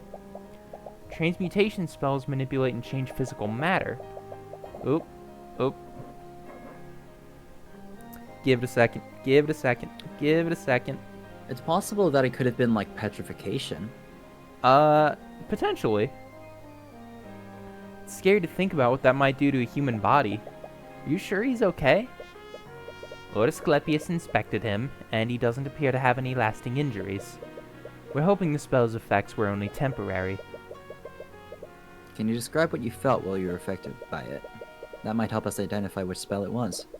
Well, I was extremely dazed, and my ears were ringing. My vision was also partially blurred. It was as if my mind was in some sort of fog. Whenever I tried to speak, I couldn't even form words with my mouth. I could only make grunting sounds. Was he? I couldn't No walk way. either, so I had to crawl on the floor. Was he changed into an animal? Was he polymorphed? He might. It kind of sounds like it. I'm sorry you had to go through that. That must have been traumatic. What kind of transmutation spell would do that to him? It had to be something that Polymorph. affected his senses. Polymorph. Yeah? You already told us that she wasn't acting erratically. But was there anything off about her demeanor? I only saw her for a moment, but she was definitely different than usual. She was completely emotionless. Yeah, that's exactly what she was like when I fought her too. It's like she was an arcane construct. Her movements were almost robotic. What? Are there any arcane constructs on the cathedral grounds? No, not for lack of trying on Lord von Sanctus's part. High Speaker and I have specifically forbidden the staff here from using them. It'd be really convenient if all of this was done using a construct. Although, you're a little tired of seeing them in your cases.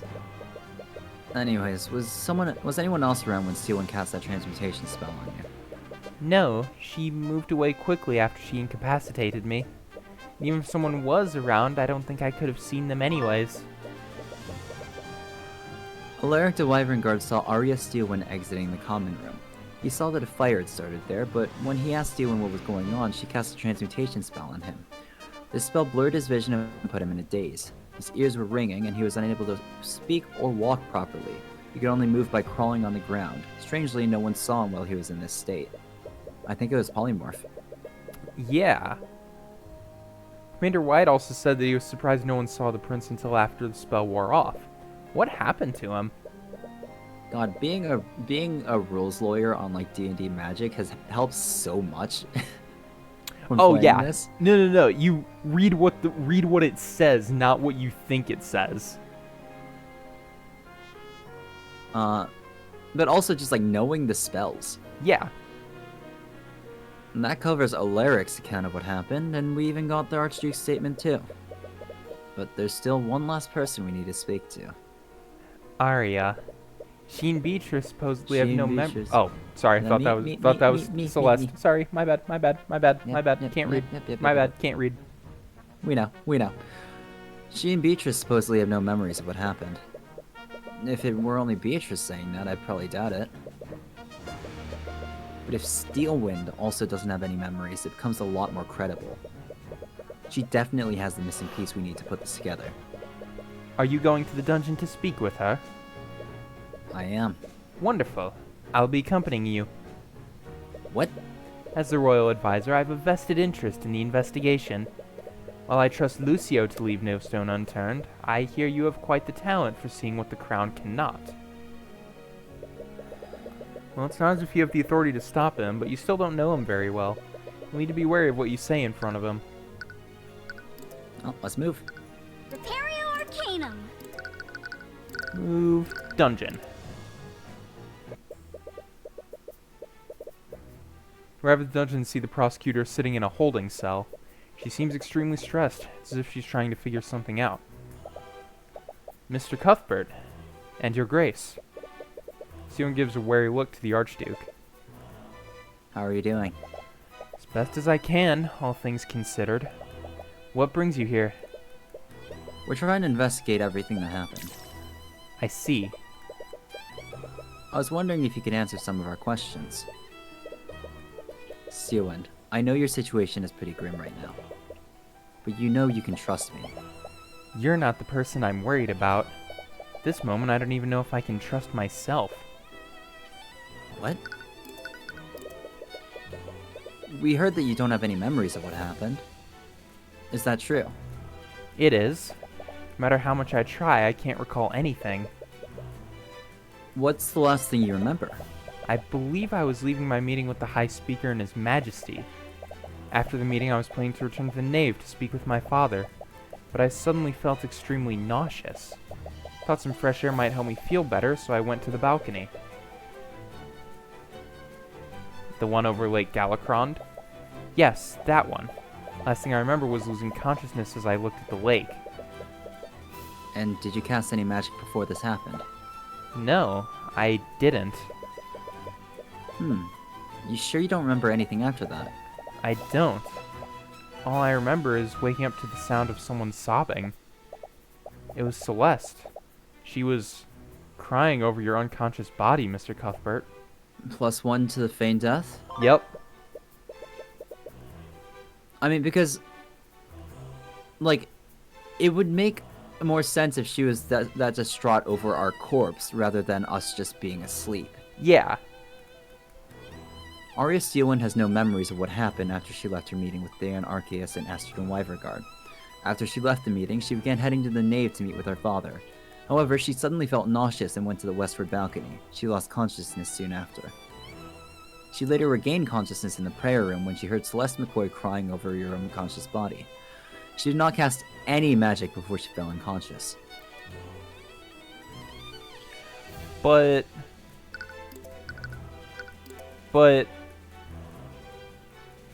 after the meeting, The stream's very, very far behind. okay. Oh, okay. But after the meeting, she would have gone. We saw her at the prayer room. We did see her at the prayer She room. didn't mention anything about that. I feel like we've completely ruled out Mage Blight. So I doubt that's why you can't remember anything. Are there any spells that can specifically modify or destroy people's memories? It would certainly explain a lot of this. No, arcane spells can only affect the physical world. But throughout history, mages have attempted to develop spells that can affect the mind. There's no recorded history of any of them succeeding. But you're assuming that arcane spells are the only type of magic that exists. What? Think you've observed it already. There are magical creatures in this world that don't use arcane magic. Isn't that right, Mr. Cuthbert? What? Does He knows. he know about the Eye of Horus? I'm not sure what you're trying to imply. Don't take me for a fool. Several of my associates attended Frega's trial, and they all heard what that demon referred to you as. Heavensborn. If I learned that Lumina had anything to do with this. Your Grace, I'm not an agent of the Theocracy. And even if what you're saying is true, I wasn't the one who manipulated Steelwind's memories. But I suppose you raise a good point. If something affected Steelwind's memories, it wasn't necessarily an arcane spell. In fact, it couldn't have been an arcane spell. It was definitely something else. You're probably right. Which proves that I'm responsible for the murders. What? You just said that you don't have any memories of what happened. Why are you so convinced that you're responsible for this? I told the Inquisition already. I saw Beatrice before I passed out. She's clearly involved in this somehow. Hang on.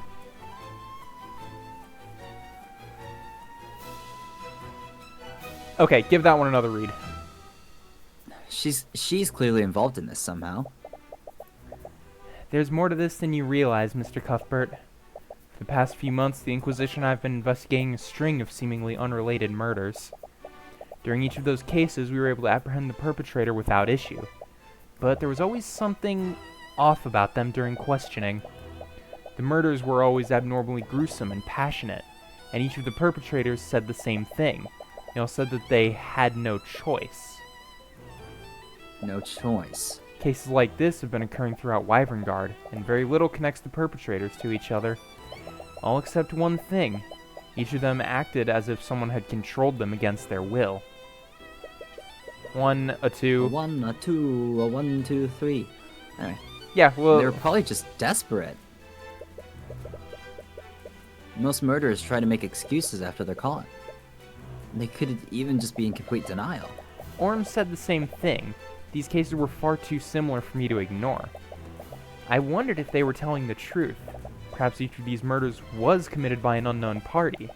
Didn't have any concrete evidence, but I knew I was getting closer to something.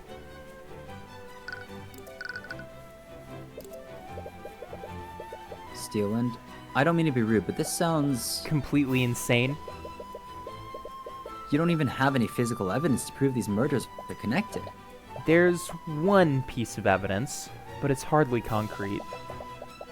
But it does tie each of these cases together. She takes out a small parchment from her pocket and shows it to you. Interesting. This is the first time we've seen it. Yes. It's a purple symbol. Several of the people we arrested had an item with this symbol on it. None of them could remember where it came from, or even what it was. They all somehow knew that it was called the Purple Mark. There has to be an explanation for this. It could just be some esoteric superstition that we don't know about. If that's true, then ask yourself one thing. Where did I get this parchment from? You don't mean... I found it in my pocket after I was properly confined. Whoever I've been chasing must have left it there to taunt me. For all I know, they could have controlled my body and forced me to draw the symbol myself. Either way, this all but proves the massacre at the cathedral is related to it. It's some sort of strange symbol. Arya Steelwind calls it the Purple Mark. She thinks that is some relation to her mind control conspiracy. Supposedly, this mark has been found at scenes of several gruesome murders throughout Wyverngard. Arya felt she was getting close to the truth. Once she regained consciousness after the massacre, she found a paper with the symbol in her pocket. I don't want to dismiss what you said, but this definitely won't hold up in court. Nor should it. If my mind has been compromised, I can't take the risk of leaving this dungeon. Otherwise, I could end up harming more people. What, are you planning to spend the rest of your life in prison? If that is what is necessary to keep everyone safe. But what about Aster? Weren't you two supposed to be married soon? He's the king now, and you can't rule Wyverngard alongside him from a holding cell. You're correct, but he's always been a remarkable person. Should have no problem finding another suitress. Feel an overwhelming sadness emanating from her as she says that. Arya? No. What? You're not going to sacrifice everything for someone else's actions. Mr. Cuthbert, I'm not going to risk more lives. If I were to hurt His Majesty, I would never be able to forgive myself. Please don't ask that of me. Ooh. Ooh. Steelwind is going to throw away everything she cares about for the greater good. Even if she was the one who did all this, she's not the one who's responsible. You can't let her resign herself to a fate like this.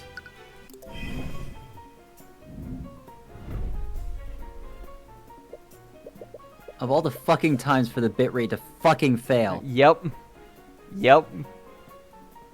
Don't worry, it's only for the Oh start of the my argument. fucking God. Only for the start of the argument.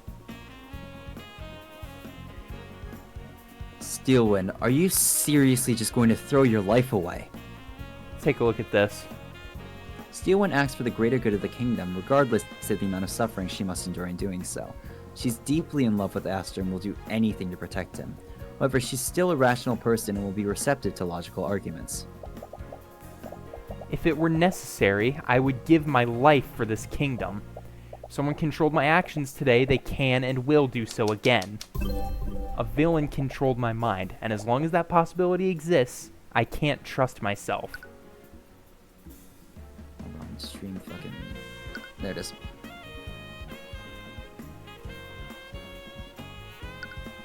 Nope, nope, nope, nope, nope, nope, nope. Nope, nope, nope. Nope.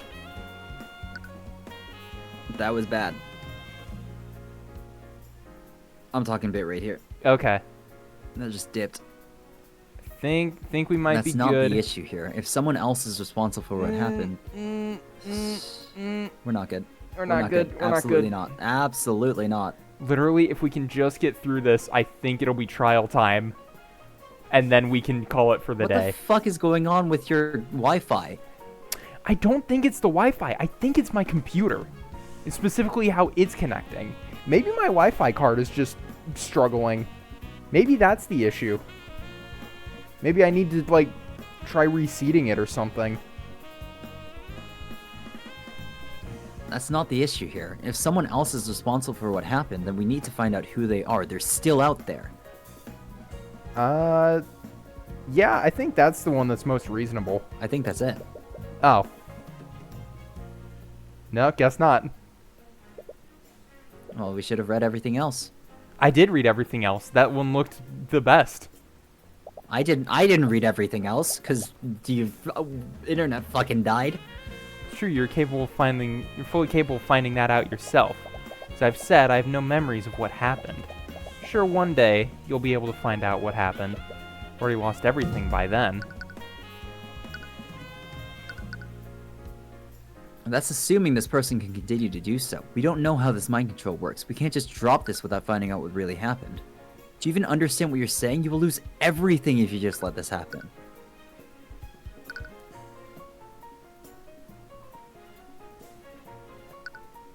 Is it threatened? I think it's threatened. That's a wild one. No, it's not. Nope. That is what my duty demands, then so be it. I can't continue living my life if my mind is vulnerable like this. I won't endanger His Majesty like that. Alright, whatever. That's assuming this person can continue to do so. You said so yourself. You haven't found any evidence to prove your theory. We don't know how this mind control works, and we don't have enough information. We can't just drop this without finding out what really happened. I suppose you're right, but I doubt that there was any goal to this. The person responsible was just a sadistic killer. Been investigating these murders for months.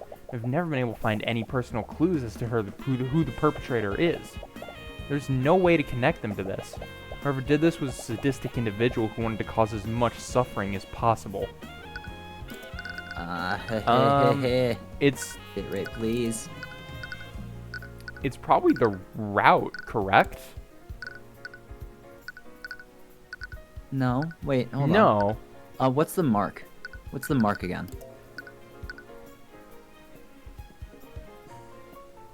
Nope. If that's the case, there was a trap set for Aster. Why not just kill him? Same for Alaric. Why not just kill him?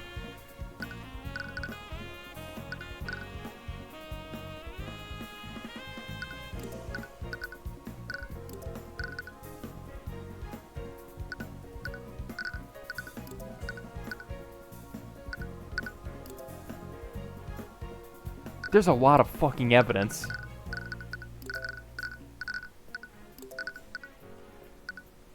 I mean, that's how we know it's the climax. Yeah.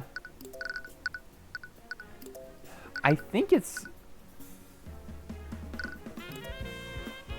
Yeah, why not just... I mean, This is it's the- Alaric, I think. I think so, because that's one that we know Steelwind was there for.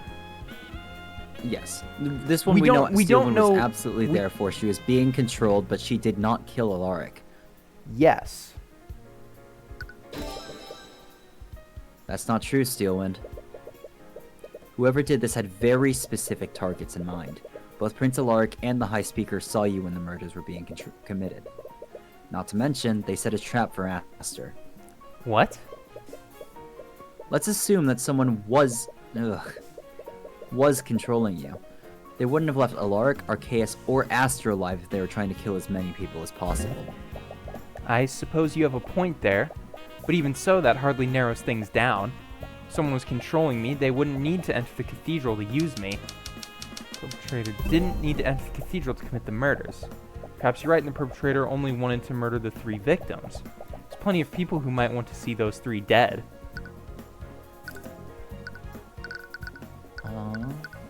What's the guard picture again? Comatose Knights.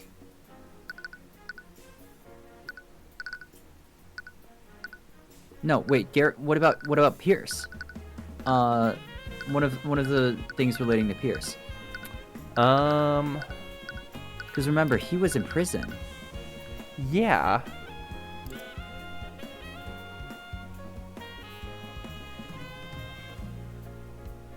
What's the one after this? Murderer's route.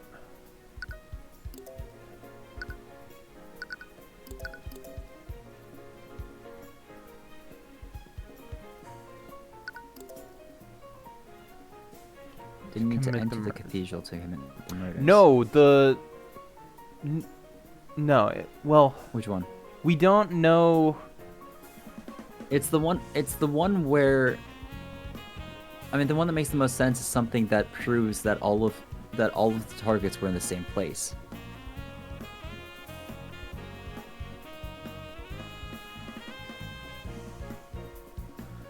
We're gonna have to go back through our evidence. Let me go back through exactly what she said as well. Didn't need to enter the cathedral to commit the murders. When to murder 3 victims, point of view, we might want to see those 3 dead. Oh, okay.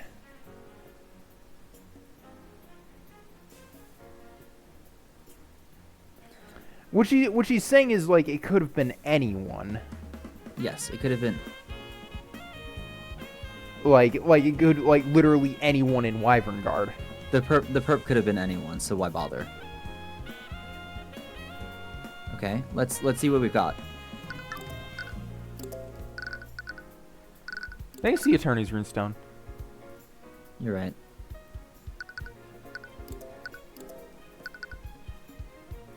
Okay, Mark's testimony.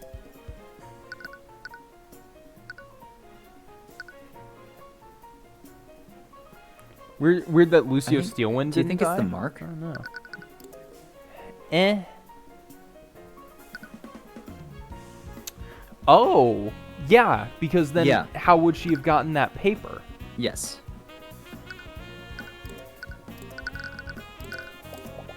No. Nope. What is this? It's evidence that narrows down who's responsible for this. I'm sorry, Mr. Cuthbert, but I don't really follow your logic. Oh. Okay, so yeah, something that narrows down who's responsible. It had to be someone in the cathedral. How can we prove that?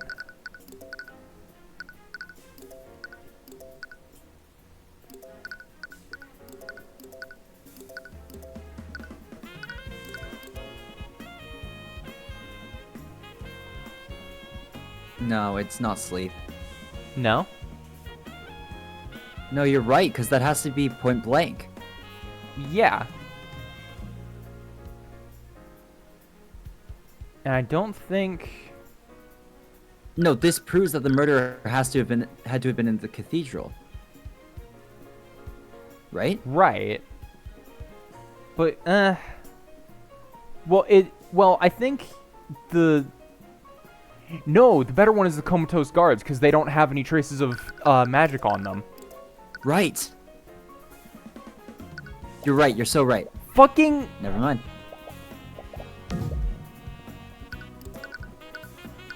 This might be the first argument we lose. Yeah. No, we got this. We got this. We got this. We got this. We got this.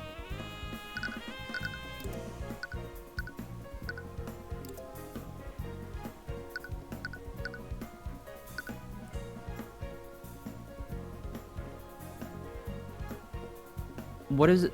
What if it's the one that Beatrice is there? What did that one say? The testimony. Beatrice's testimony. Beatrice's actions. Maybe?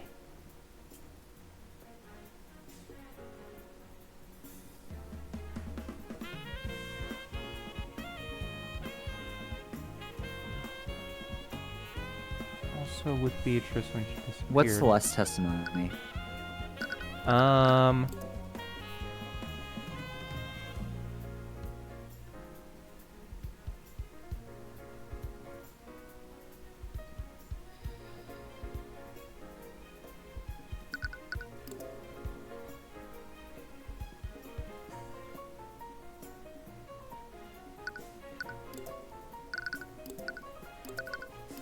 I mean, it might actually be that.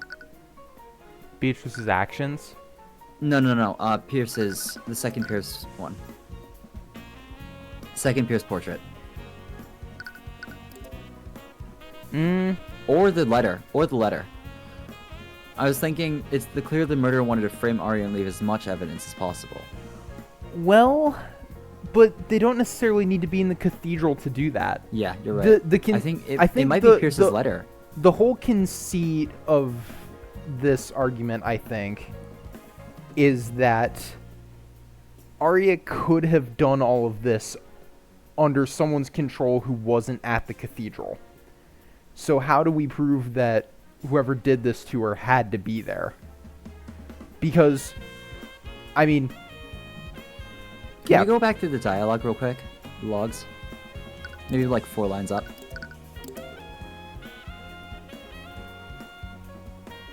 Above all this, yeah.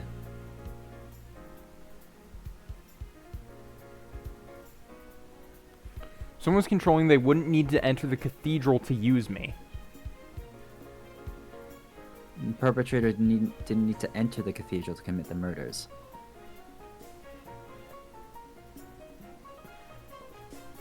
So...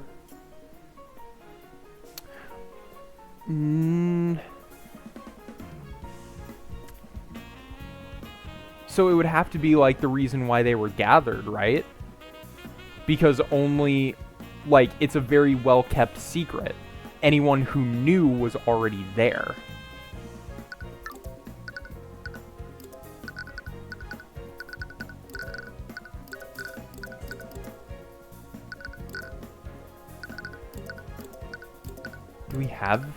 Do we have the reason? We don't have anything for his coronation. No, we don't, or we don't have anything like the reason why everyone was gathered. But what did the letter say again?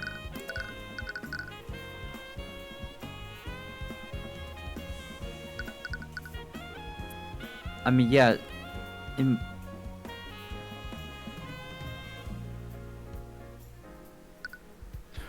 He would have died anyway in a month.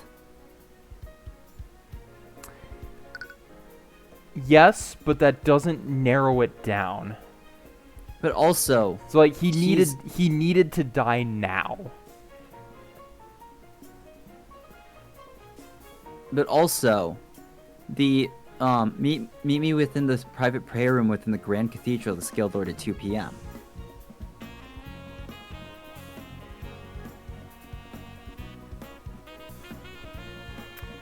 I still fail to see how that's proving that whoever did this needed to be there. We're gonna be going to ads in like 20 seconds. Well, we'll use this time. We'll use this time to focus and try and figure this out. Yeah.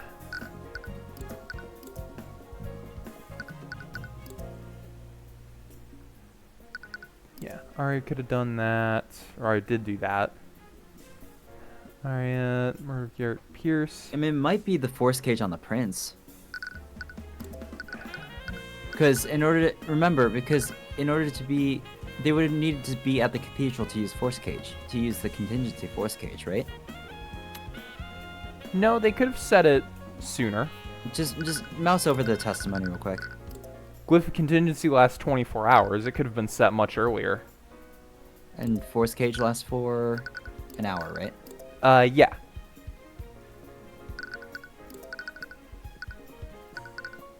Should be Aster's testimony.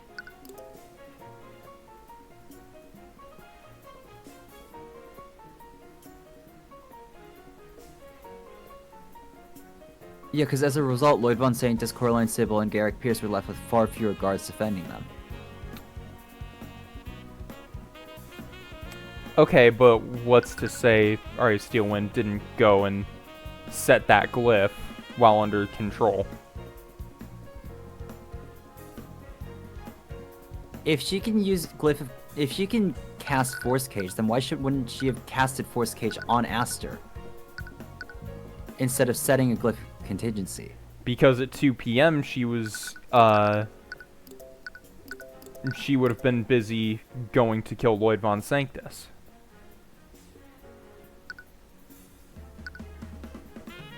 That still doesn't line up. Hmm. Welcome back, Cake.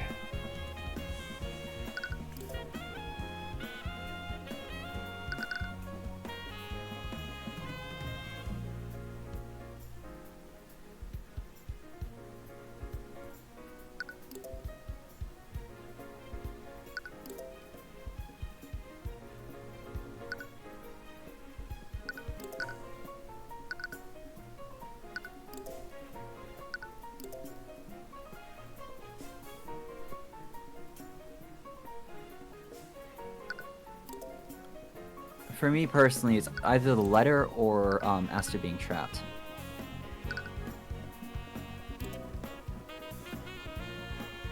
It's just so much easier if we had her spell compendium.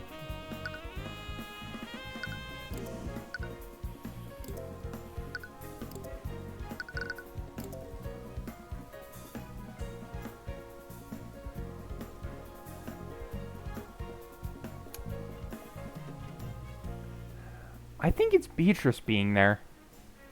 Alright, then go for it. I feel like you're on the right track, but you're jumping ahead a little.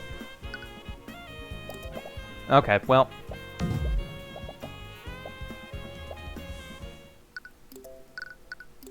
Do it again.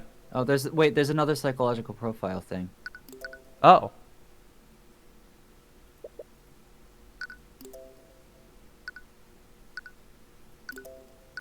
Though we've already built one. Yeah. Let's just try it again. We know our profile already, anyway. I guess. Well, we'll see. Let's try it.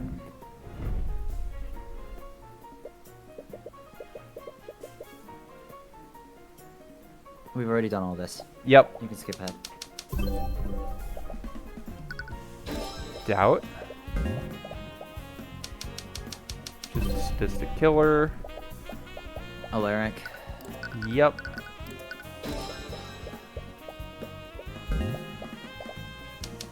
Okay. We'll try one of the, I'd say Aster. start with Aster. Yeah. Okay. trust me. Okay. I'm right. I'm always right. I'm always right. There's one thing you're overlooking. Before the murders started, someone trapped Aster within a force cage using Glyph of Contingency. But they didn't harm him. It was probably just a distraction. Even so, this gives us two very important clues. The first is that whoever did this is capable of casting those two spells. This means that the perpetrator was a mage. That's true. But the second clue is the most important one. Whoever set that trap for Aster, they did so within 24 hours of it triggering. This means that the perpetrator must have been someone who attended the funeral. So it was one of them. That narrows down our list of suspects substantially. There's a chance we can identify who did this. And if they really did control your actions, we can find a way to prevent them from doing so again. Steelwind, you need to fight this. I can't. What? Why not? Fighting this will put people in danger. If we pursue an individual like this, they might retaliate even more than they already have. They wanted to remove me from my position. How will they react if I try to resist? They might hurt even more people to send a message. It's far too dangerous. We can't back down in the face of injustice. If we let the perpetrator get away with this, we're letting them know that their actions will go unanswered.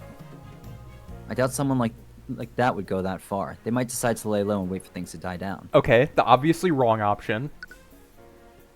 Whoever did this had a goal far bigger than you, and you have no guarantee that they'll stop there. Who will they target next? Your father? The king? That's it. Oh yeah, That's it. mention Aster, of course. Whoever did this had a goal far bigger than you, and you have no guarantee that they'll stop here. The three nobles died today, and two of them were near the top of the political hierarchy. What if they decide to go after more victims? Who will they target next? Your father? The king? Anger and fear. We need to catch them before they can do more harm. I know you're frightened about what might happen to the people close to you. But we can't let someone that dangerous get away with this. When you put it that way, I suppose I have no other choice, do I?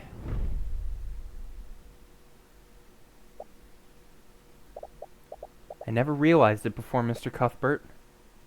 What? You really have a bad habit of butting your nose into other people's business, don't you? Yeah, I suppose I do. Yeah, Garrick Pierce's death feels the most odd. It's not a major player, and in fact, somebody who's going to be executed in a month. Meaning that whatever information he had, give me a second. See, the Bit thing rate, that I'm bit getting rate, from this is bit that rate. the thing that I'm getting from this is that someone does not want us to know what Celeste's lineage is. Yes. And if Garrick Pierce has that information, somebody needed him dead. Immediately. Now, if we assume that this is Eris, this is sending the letter to us would also ensure that we end up at the cathedral. Yep. Afterwards, it's just a matter of murdering him. Yeah. And causing a ton of pain in the process. But you're right. We can't let this go. I'll find a way to dispute this, somehow. Thank you, Mr. Cuthbert. I think we've known each other long enough. You don't need to be so formal. Successfully argued against Arya Steelwind. Perhaps I misjudged you. No, I think your judgment was pretty spot on. We failed the argument. Bad music, bad music. Yep. Saving Steelwind's future. I know I agreed to fight this, but... What is it? You're the most qualified attorney in nobility. You'll definitely be able to make a case for yourself. As you probably know, House Sybil controls the legislative and judicial branches of our kingdom, and they've nominated my father as the prosecutor for my trial. Ah, that's where he comes in. Ooh. What? No one believes my theory of mind control. Everyone believes that I overspent my magic and gave myself mage blight. As a result, they blame House Steelwind for Coraline Sybil's death. Now, the only way for him to redeem House Steelwind is to convict me and sentence me to death. But he's your father. There's no way he would... This isn't the first time something like this has happened. When I was a child, my mother accidentally overused her magic and induced mage blight within herself. In her resulting psychotic episode, she massacred an entire village of commoners. No. House Steelwind almost lost everything after that. To redeem himself, my father personally oversaw my mother's trial and her execution. That's... God, that must suck. Yeah. My father values his duty to Wyvern Guard over everything else. Nothing matters more to him than that. Not even his family. I want to have confidence in myself, but I don't know if I can face him like this. Mr. Cuthbert, what is your stake in all of this? What? You hate the nobility, don't you? So why are you so intent on helping Miss Steelwind? Because she's innocent. I know she is. She would never be irresponsible enough to give herself mage blight. Mr. Cuthbert... It doesn't matter if she's a noble or a commoner. She's being oppressed by the system and she deserves a fair trial. Well said. What? I, Remus Virgile, hereby grant you the privilege to serve as Miss Steelwind's counsel. Music. Oh, music, yeah. Wait, really? I will be acting as the judge and arbiter of Miss Steelwind's trial. That's why he's That's why he's on the title. Okay.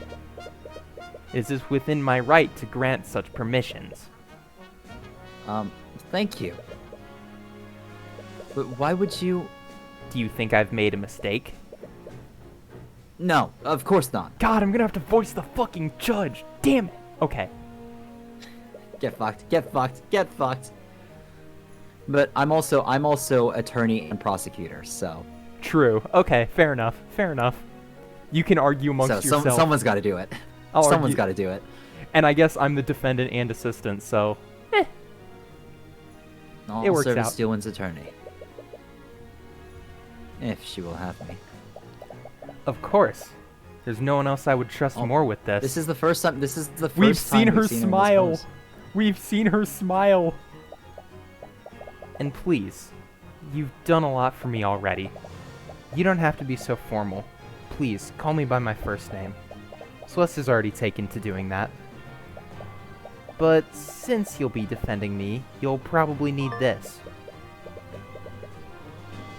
Arya Steelwind Spell Compendium. Contains the formulas for the following spells: Polymorph.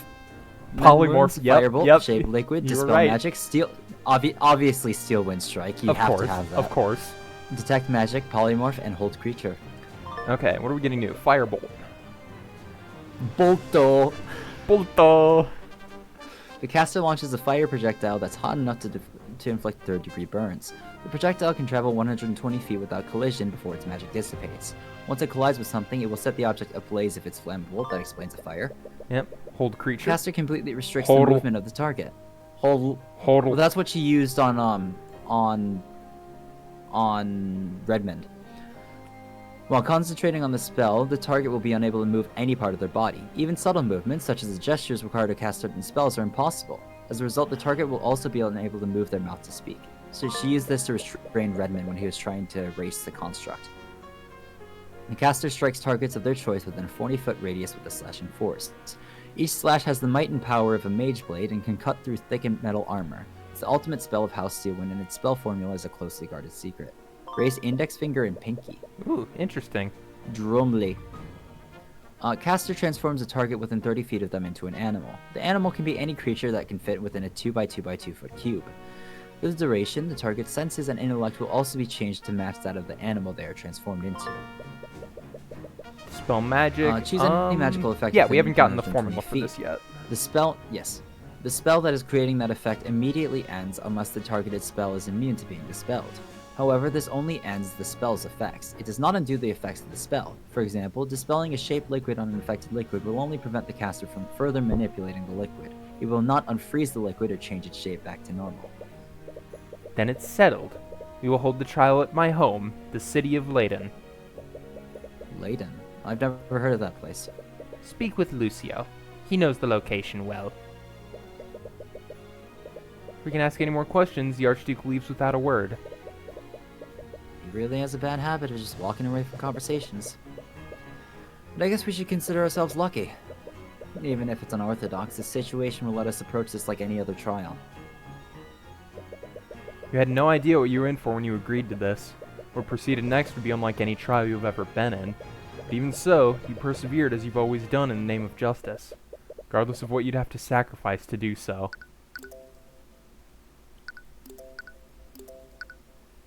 The ancient city of Leyden. And I think that's a good place to end for the day. You should try and reset your Wi-Fi card. Yeah, I'll try and reseat that. See if it'll be a little less fucky.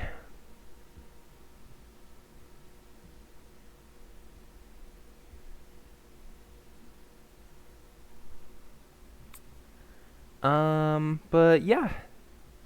This was a good stream. I'm glad you think so. It was a bit unstable for my liking, but I'm glad you enjoyed it. I'll try my best to reseat my Wi-Fi card, see if that doesn't fix anything. Worst comes to worst, I may just need to get a replacement. Maybe see if there's one I can find that's a little stronger. But yeah. The quality was shit. Yeah. But yeah, that'll do it. I'll see you guys together on Thursday. I might try and do a little test stream solo.